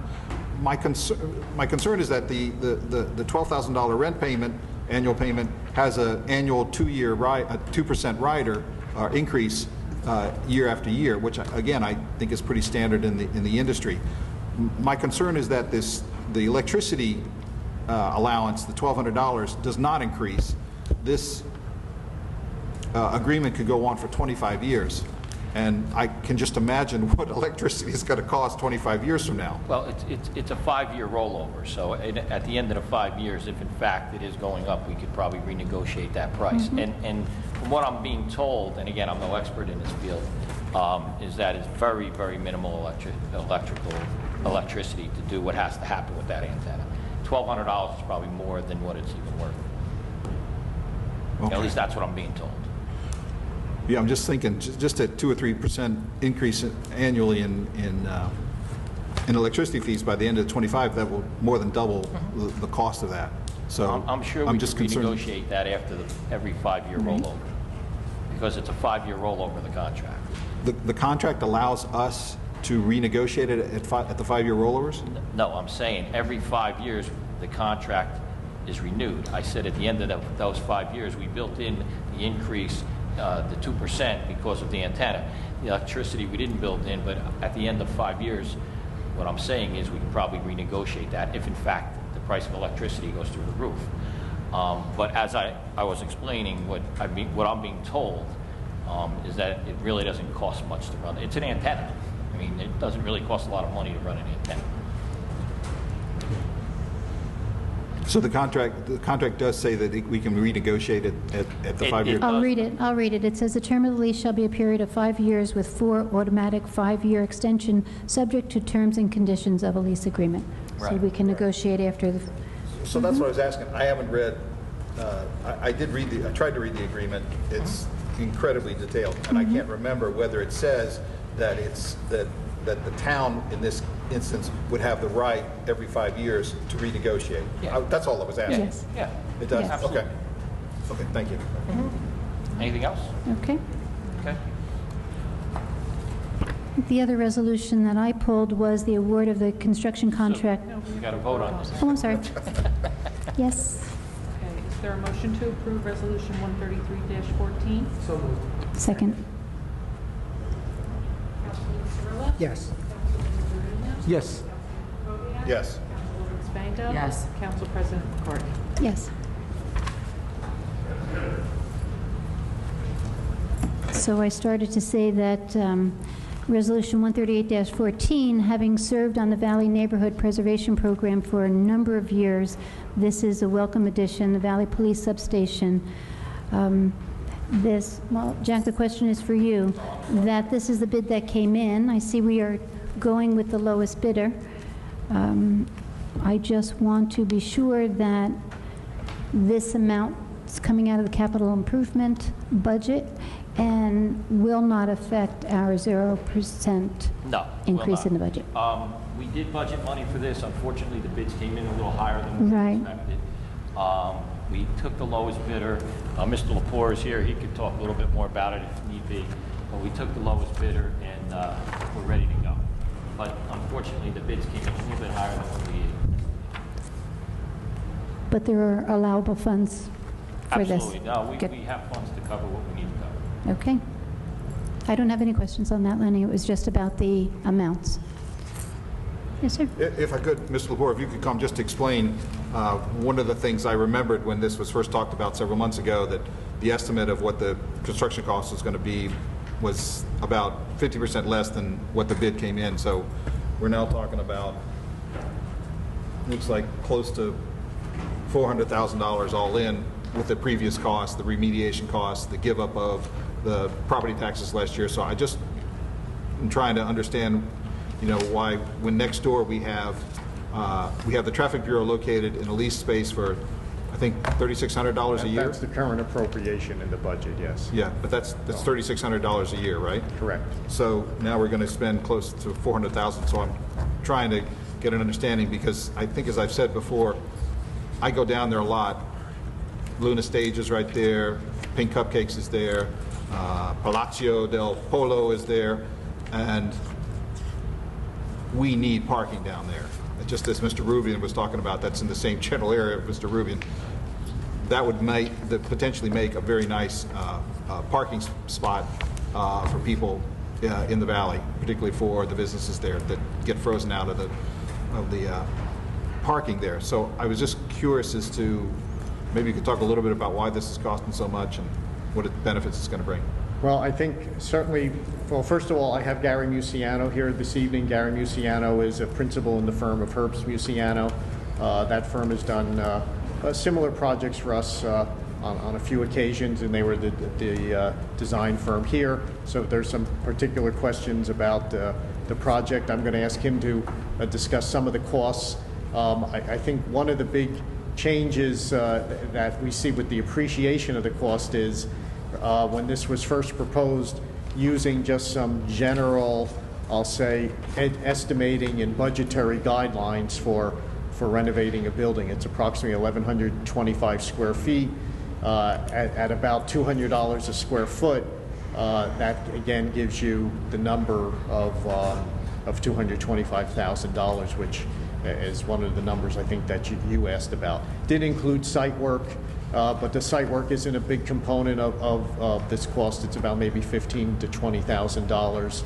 I think Gary can explain some of the complexities of changing a service station into somewhat general office, as well as somewhat of a specific project that deals with a police administration building, and yet still keeping some storage there for some police vehicles. So Gary is going to maybe just discuss a little bit about what the project is, how it's not a very elaborate building, not very expensive materials, but how the cumulative effect comes up to a number of about $325,000 for the building renovation. Welcome, sir. Hello, how are you? Gary Musiano, architect on behalf of the township. The building, as I guess Council knows, is an old 1950s service station. It's about 1,200 square feet or so. And as you would build a building in the 1950s, it's just it's concrete block walls. It's a concrete floor, and some wood framed roof trusses. Right now the building's about, let's say, 1,200 square feet. 2/3 of that are service bays. These are just raw spaces, no insulation, no heating to speak of, no ventilation per se. 1/3 of it presently is the former front office, the old men's and women's rooms, which actually have a tree growing out of one of them, I think, right now. So they're really sort of a mess. And the plan here with the police substation is to make it 2/3 people space and 1/3 service bay, a so-called service bay, which will be storage for the police officers' motorcycles, radar signs, and things like that. So you have a couple of things going on here. We have a nice building. It's a concrete block building. It isn't a wood frame building. but it needs a lot of cleanup. We have to take out all the electrical systems which are dilapidated and useless, and the remnants of the heating system, and we have to clean the floors. We have to insulate the building to meet the energy code. There are a lot of things that we're forced into because we're under the International Building Code, which requires certain performance standards for buildings today. And so we have one service bay. We have to do some work on the outside of the building. I had an old brick face put on it. Some of that's falling off, so we have to do patching there. We have to replace the overhead door. We have to replace the heating and cooling system. And so it goes on and on. Now you can say, well, gee, Gary, it's a lot of money to spend for 1,200 square feet, but you're getting a pretty good product. You have a so-called hard shell building. You have a concrete block building, which is very suitable for a police station. Now I can tell you, you can probably knock this down and build a house, 1,200 square foot house for less money, but it's a house. It isn't an institutional type building. It won't take the abuse this will take. Like I say, it isn't that hard security, hard shell outside. This building is built to have a secure vestibule so people from the public can come in. It's a secure holding area. Police can see them from a front office. There's a back office area. It has all the components of a major police station, all the elements, and it has the proper materials, I think, to take the abuse and use of the public and the police. So it is a little high, but we are sort of creating a whole new building within this shell. I can tell you also, we looked into prefab solution. And talking to the prefab guys, I said, well, yeah, Gary, you can knock the building down. You'll have your concrete floor slab, and then we'll put our building on top of that. He said, but you need a crawl space underneath our building because we come with a floor already made, and the crawl space has to be 3 feet. So now the building's 4 feet out of the ground. So now what? It just doesn't work, And so we tried other things. And also this building has to be accessible too. We have to have all handicap accessibility through the whole building, which we have. So we hit all the marks, all the checklist points, energy, heating and cooling, everything else. The doors couldn't be salvaged. They're all broken and wrecked. The windows couldn't be salvaged. The bathrooms couldn't be salvaged. So that just sort of is what it is. But I think it's a suitable solution if the board so desires. In terms of the functionality, what is the work being done to help the police do? What's the functionality for the police here? Well, it's a local neighborhood substation, if you're asking program-wise, and so these are motorcycle patrolmen apparently and traffic patrolmen, and so in the remaining service bay, it'll be their storage for their motorcycles, their like I say, their radar, signs, the little trail radar signs. There's a front lobby vestibule for the public to come in. If there's any public situation where members of the public have to come in, get to a police officer, and there's a front desk for the police officer then to greet and interview the member of the public. And then behind that is office space, admin office space for the police officers. And there's also a handicap restroom in there, a very small pantry, and a locker room so the officers can change their clothes and lock up their weapons and things. But essentially, what you're talking about is essentially what we have there already. We've got next door, yeah. We have the traffic bureau, and we're already storing the equipment in that building. Yeah, now it'll be under one roof. Okay. Yeah. The bid talks about allowance for $12,000 for signage. Could you tell me why we would ever want to spend $12,000 on signs? No, you wouldn't. No, it's just a placeholder, and we put that in there just to cover all possibilities. So an allowance is money put aside in a bid for the township to spend as they wish. You can spend $2,000, $1,000, $75, whatever you want, and the balance you get back. We just put a big number in there, but after the bids came in, our research came back on the signage, and it would probably be about half that amount. This is exterior building signage, and signage on the doors and things like that. Okay, thank you. One of the other things is that it's the bid amount is for over $15,000 for paving. Mm-hmm. Can you tell me about that? Because isn't most of the property going to be taken up by the building? I mean, there's maybe spaces for maybe 10, 12 cars, maybe at most, right now. Sure. Yeah, sure. So the site doesn't change. Right now it's dilapidated, asphalt paving. Also some curbs and walks, which aren't suitable anymore because we need the depressed curbs for handicap access and things like that. So in the specifications, we put in milling and repaving of the lot. You don't have to do that, but we asked to do that, and so it's existing dilapidated asphalt. We would mill that and repave it. I think it was a 2-inch repaving on top of that, and restriping also. And as part of the site work, we have site lighting. Also, we have a few pole-mounted site lights out there also.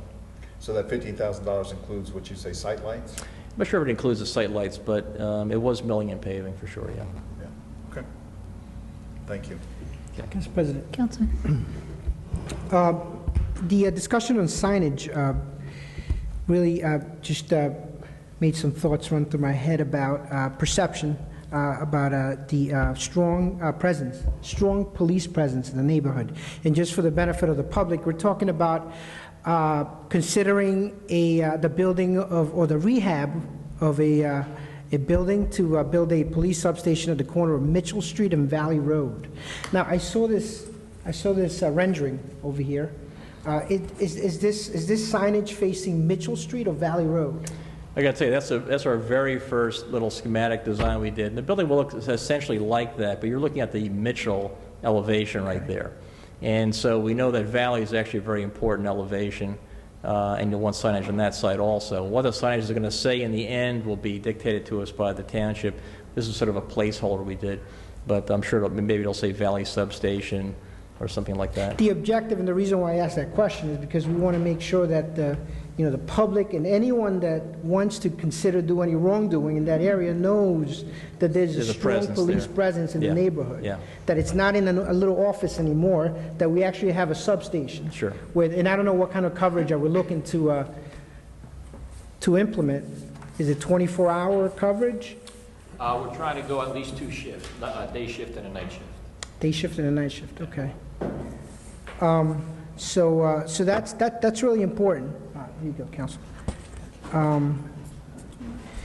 Talked about the budgeting. So the sources of funds are the capital improvement fund? We budgeted money in our budget for this project, and there's additional monies in the capital improvement fund. And there was a talk about an estimate. What was the initial independent cost estimate? What I indicated was just using some like standard estimating for renovating a building. I used $200 a square foot, Okay. which would have come up to about $225,000. $225. And okay, so the bids were over. But again, that was I'll say like a means cost estimating. Doesn't take into consideration the fact that this was a former service station, requires a lot of gutting inside, requires a lot of cleaning inside also. So that's a factor that standard number wouldn't necessarily consider. And the alternate bid is for what? The alternate bid? The alternate bid is to do some of the milling and paving of the parking area. Lot? Okay. All right, very good.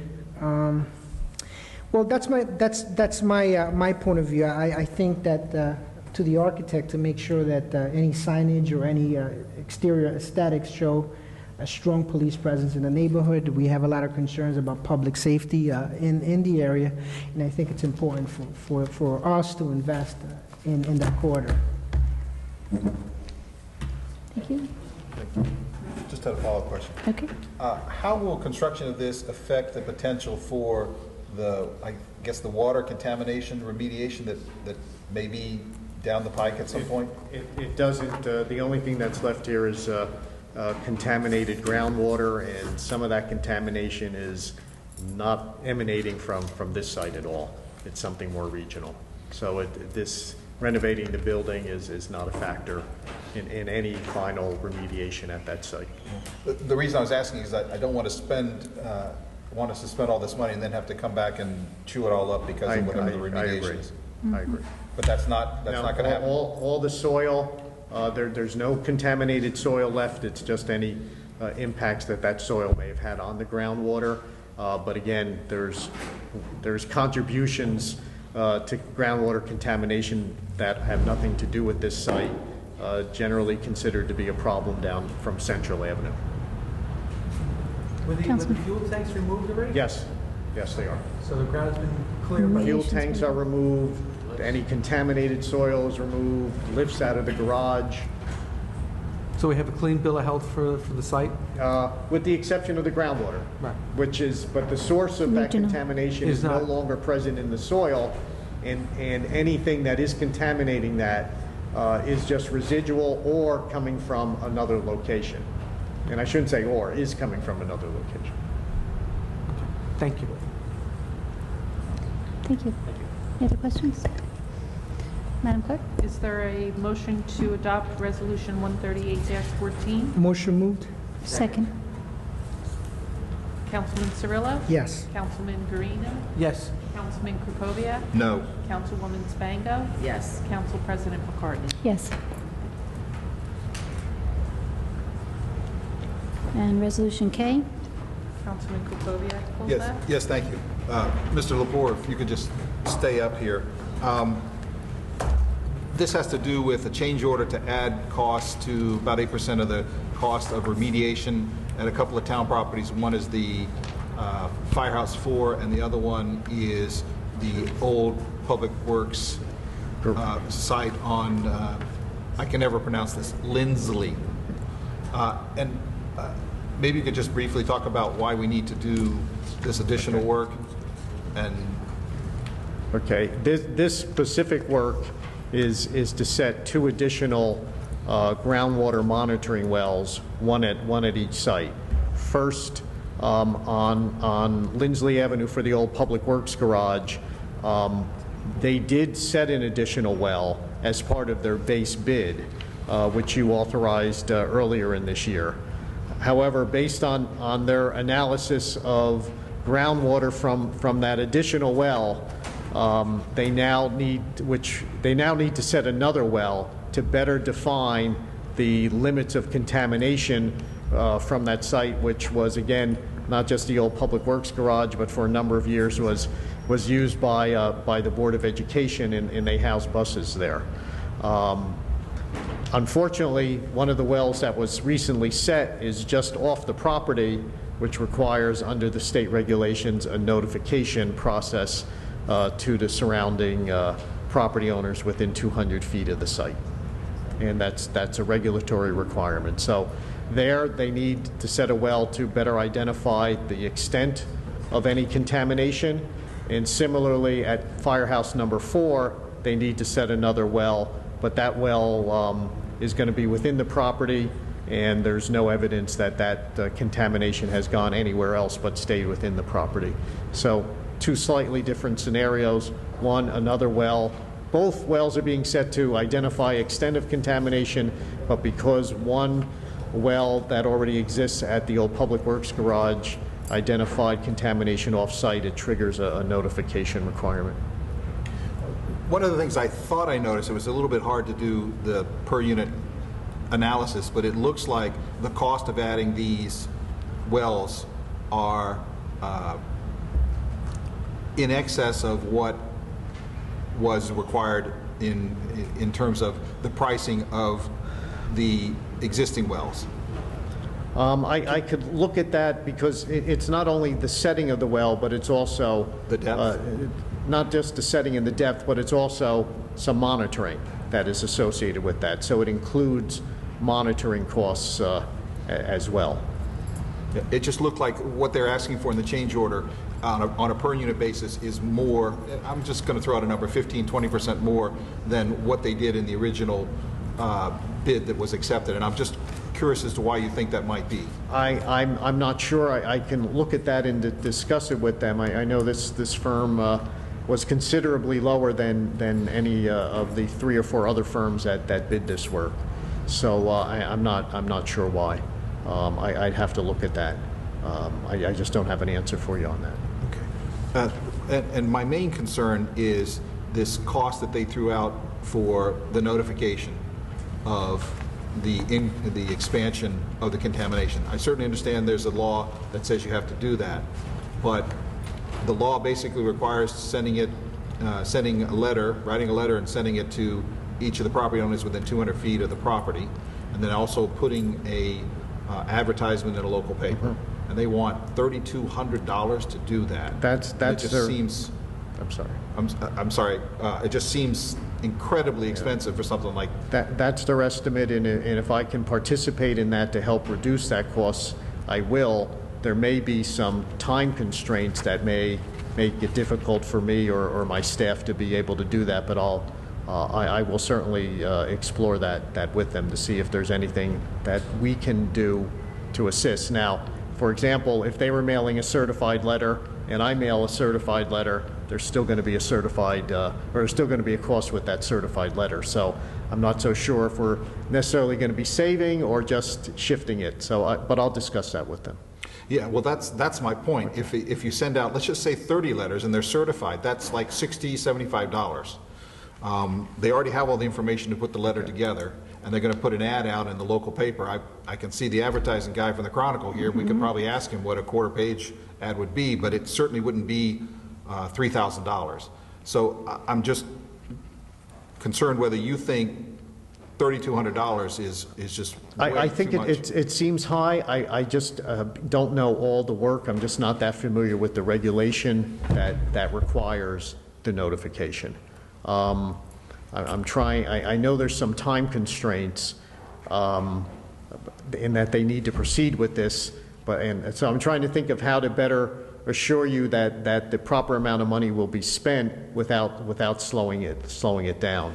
Well, they don't break down the $3,200. They just say, this is what we're going to charge you to do this. Well, they call it an estimate. If you want, or what I would suggest is, since I think there's some time constraints on the notification, that maybe if you, I can't. They're even under time constraints setting some of the other wells. I don't really have an answer to try to best to reduce that cost. I don't know the full extent of it. I will check with them tomorrow and see how we can do that.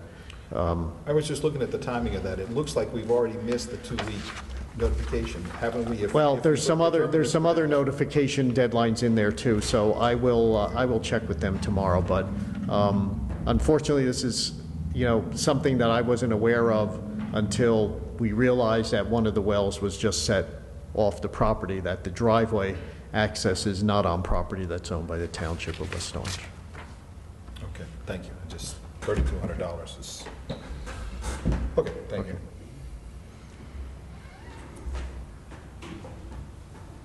Any other questions? Is there a motion to adopt Resolution 13914? So moved. Second. Councilman Cirillo? Yes. Councilman Guarino? Yes. Councilman Kubiak? No. Councilwoman Spango? Yes. Council President McCartney? Yes. Hopefully, this has been going on for so many years, and hopefully there is some end in sight. And Council President, if I can have the floor, I just want to make sure that our engineer does the best that he can to assure that those expenses aren't as high as outlined in the proposal.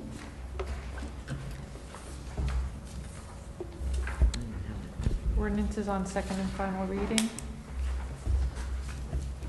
Okay, ordinance 2412-14 is an ordinance amending, creating reclassification and salary schedules, township employees, setting forth their titles under the guidelines of New Jersey Department of Personnel. Changes per adoption of 2014 budget title consolidations. Let me read it.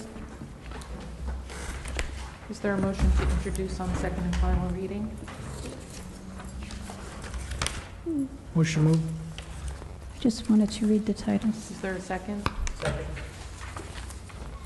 Councilman Cirillo? Yes. Councilman Guarino? Yes. Councilman Kubiak? Yes. Councilwoman Spango? Yes. Council President McCartney? Yes. Any comments or questions on this ordinance?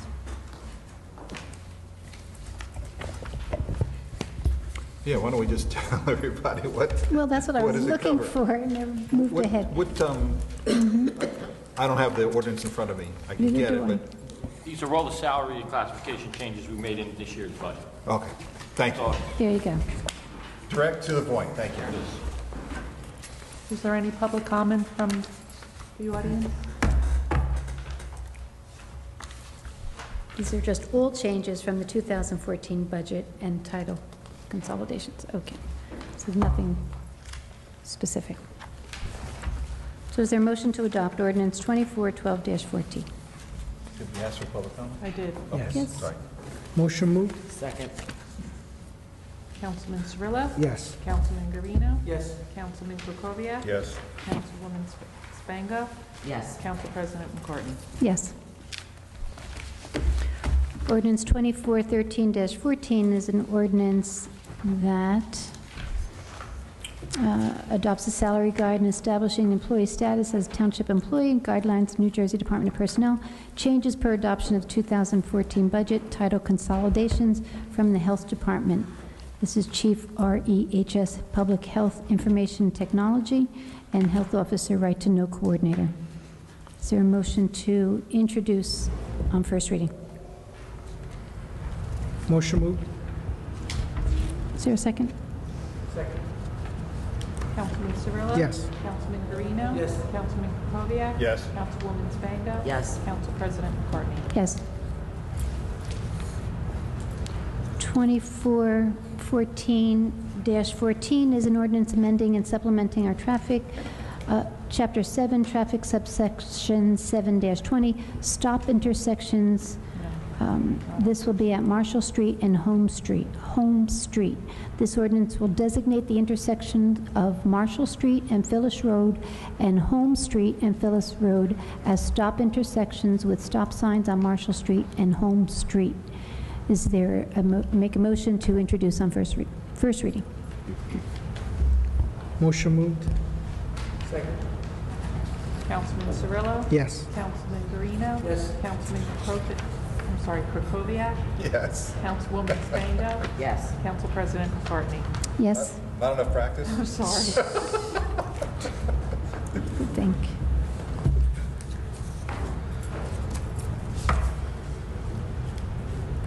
Ordinance 2415-14 is another ordinance that will adjust the salary guide and establish employee status.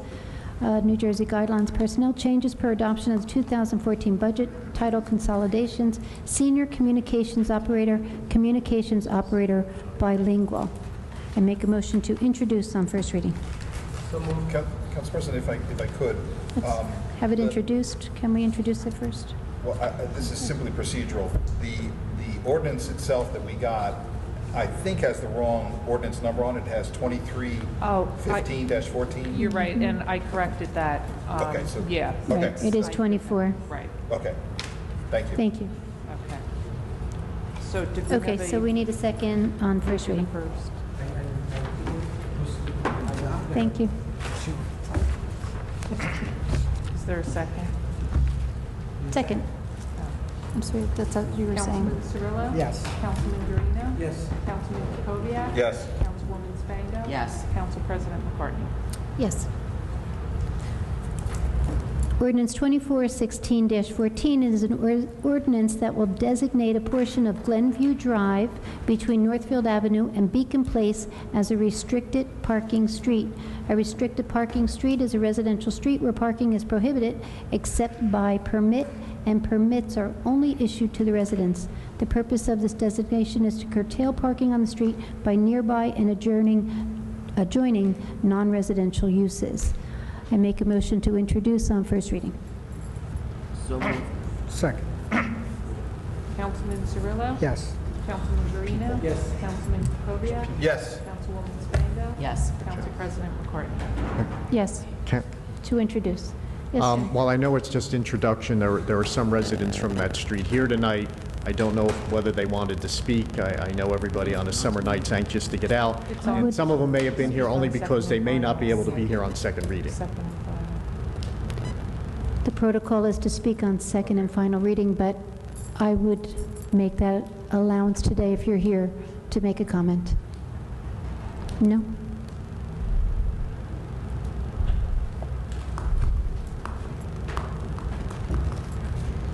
Hi, Larry Mandel from Glenview Drive.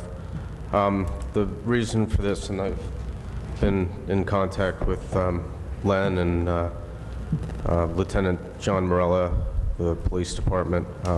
Master Pizza, which is right over the town line into Livingston, their delivery drivers every day from 10:45 in the morning through all day and into the evening, pretty much every day of the week. 6 to 7 vehicles are up and down our street in front of our houses, where their parking lot is completely pretty much empty, and they use our street as pretty much their personal parking lot, and it's unfair to those of us residents that we can't use Glenview, because most of us have single car driveways. We can't have friends and visitors park on the street because, their delivery drivers are there. And various residents we've spoken with their management, and they could honestly care less. So, And Mr. Gonzalez, that was the question I was going to ask. Has anyone approached Master Pizza? You have For years, numerous times. yeah. Okay. Years ago, it was a realty office that was converted.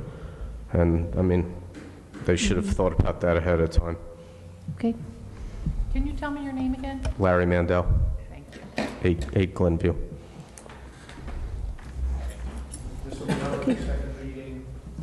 August 12th. August 12th.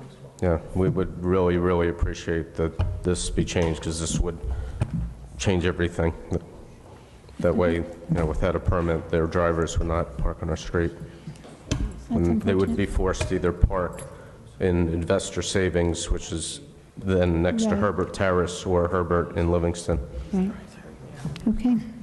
Thank So, you thank for you. bringing it to our attention. Anyone else on Glenview? Okay.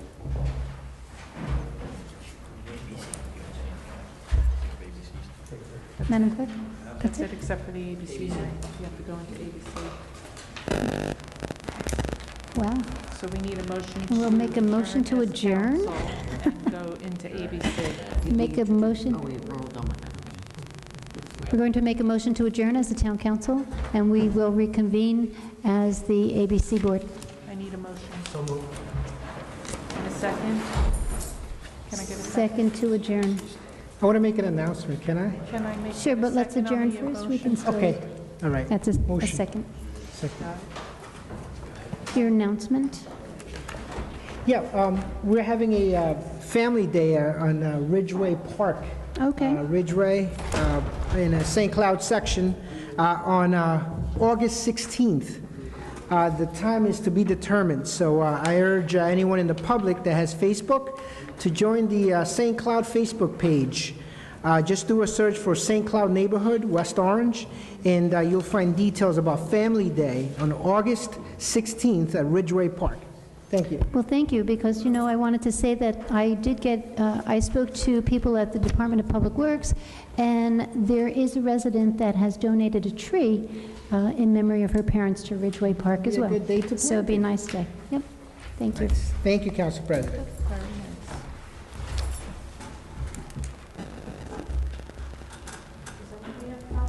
I have a person. Yeah. What is he doing, about 527? I don't know which one. Ken, which one were you just talking about, 527 or 528? 527 is the Oh, these were in resolution today's. rescinding the earlier resolutions. 528 is the new one with the approval. So 527,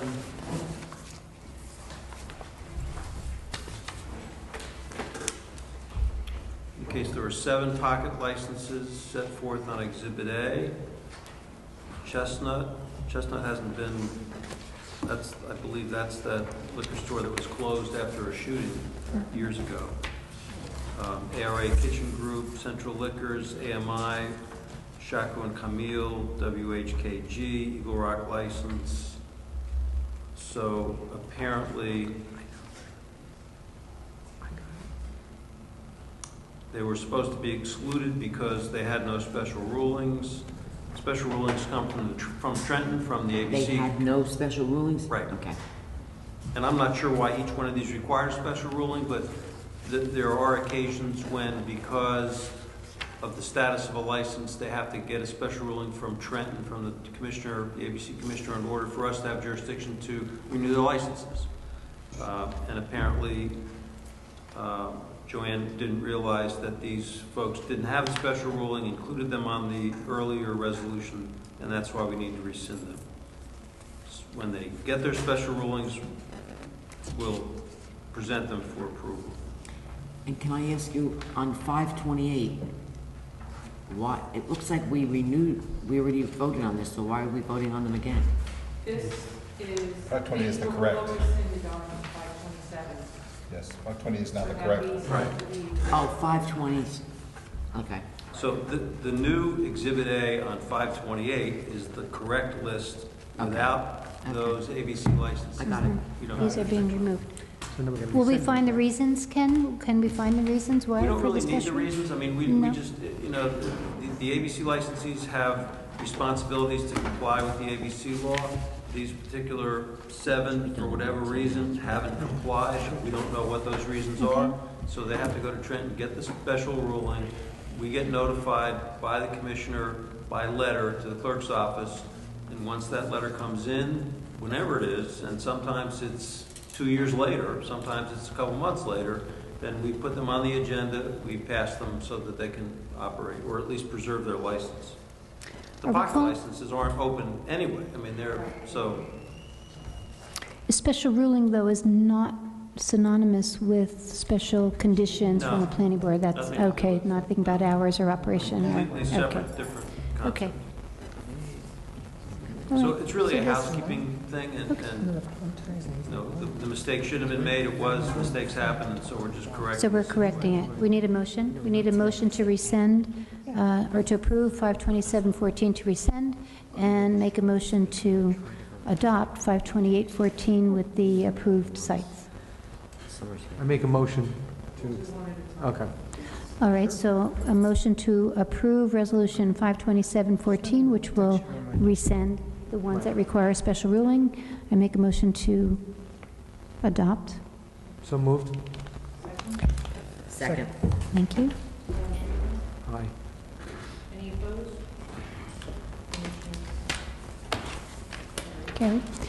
And Resolution 52814 is the resolution with the correct listing of the sites. So I make a motion, make a motion to adopt. So moved? Second. Aye.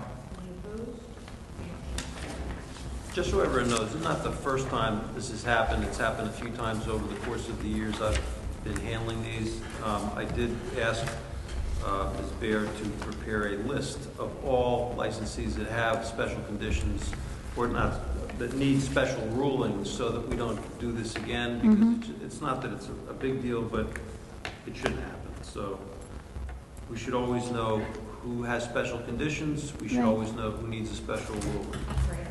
But do you have that in the clerk's office? Now, yes, we Now you have do. separate files that we created, Oh, so good. going forward, it will not happen. Okay, great. Thank you. And do we have this? Return from, Okay, so we will adjourn as the ABC board, unless, wait, what about this application for the person-to-person transfer? Is that on our agenda? Okay. We'll make a motion to adjourn as the ABC board. So moved? Second. Aye. Great. That was easy. Oh, Good night. okay. Good night. Next meeting is Tuesday, August 12th. Happy summer. We're at the top of your head.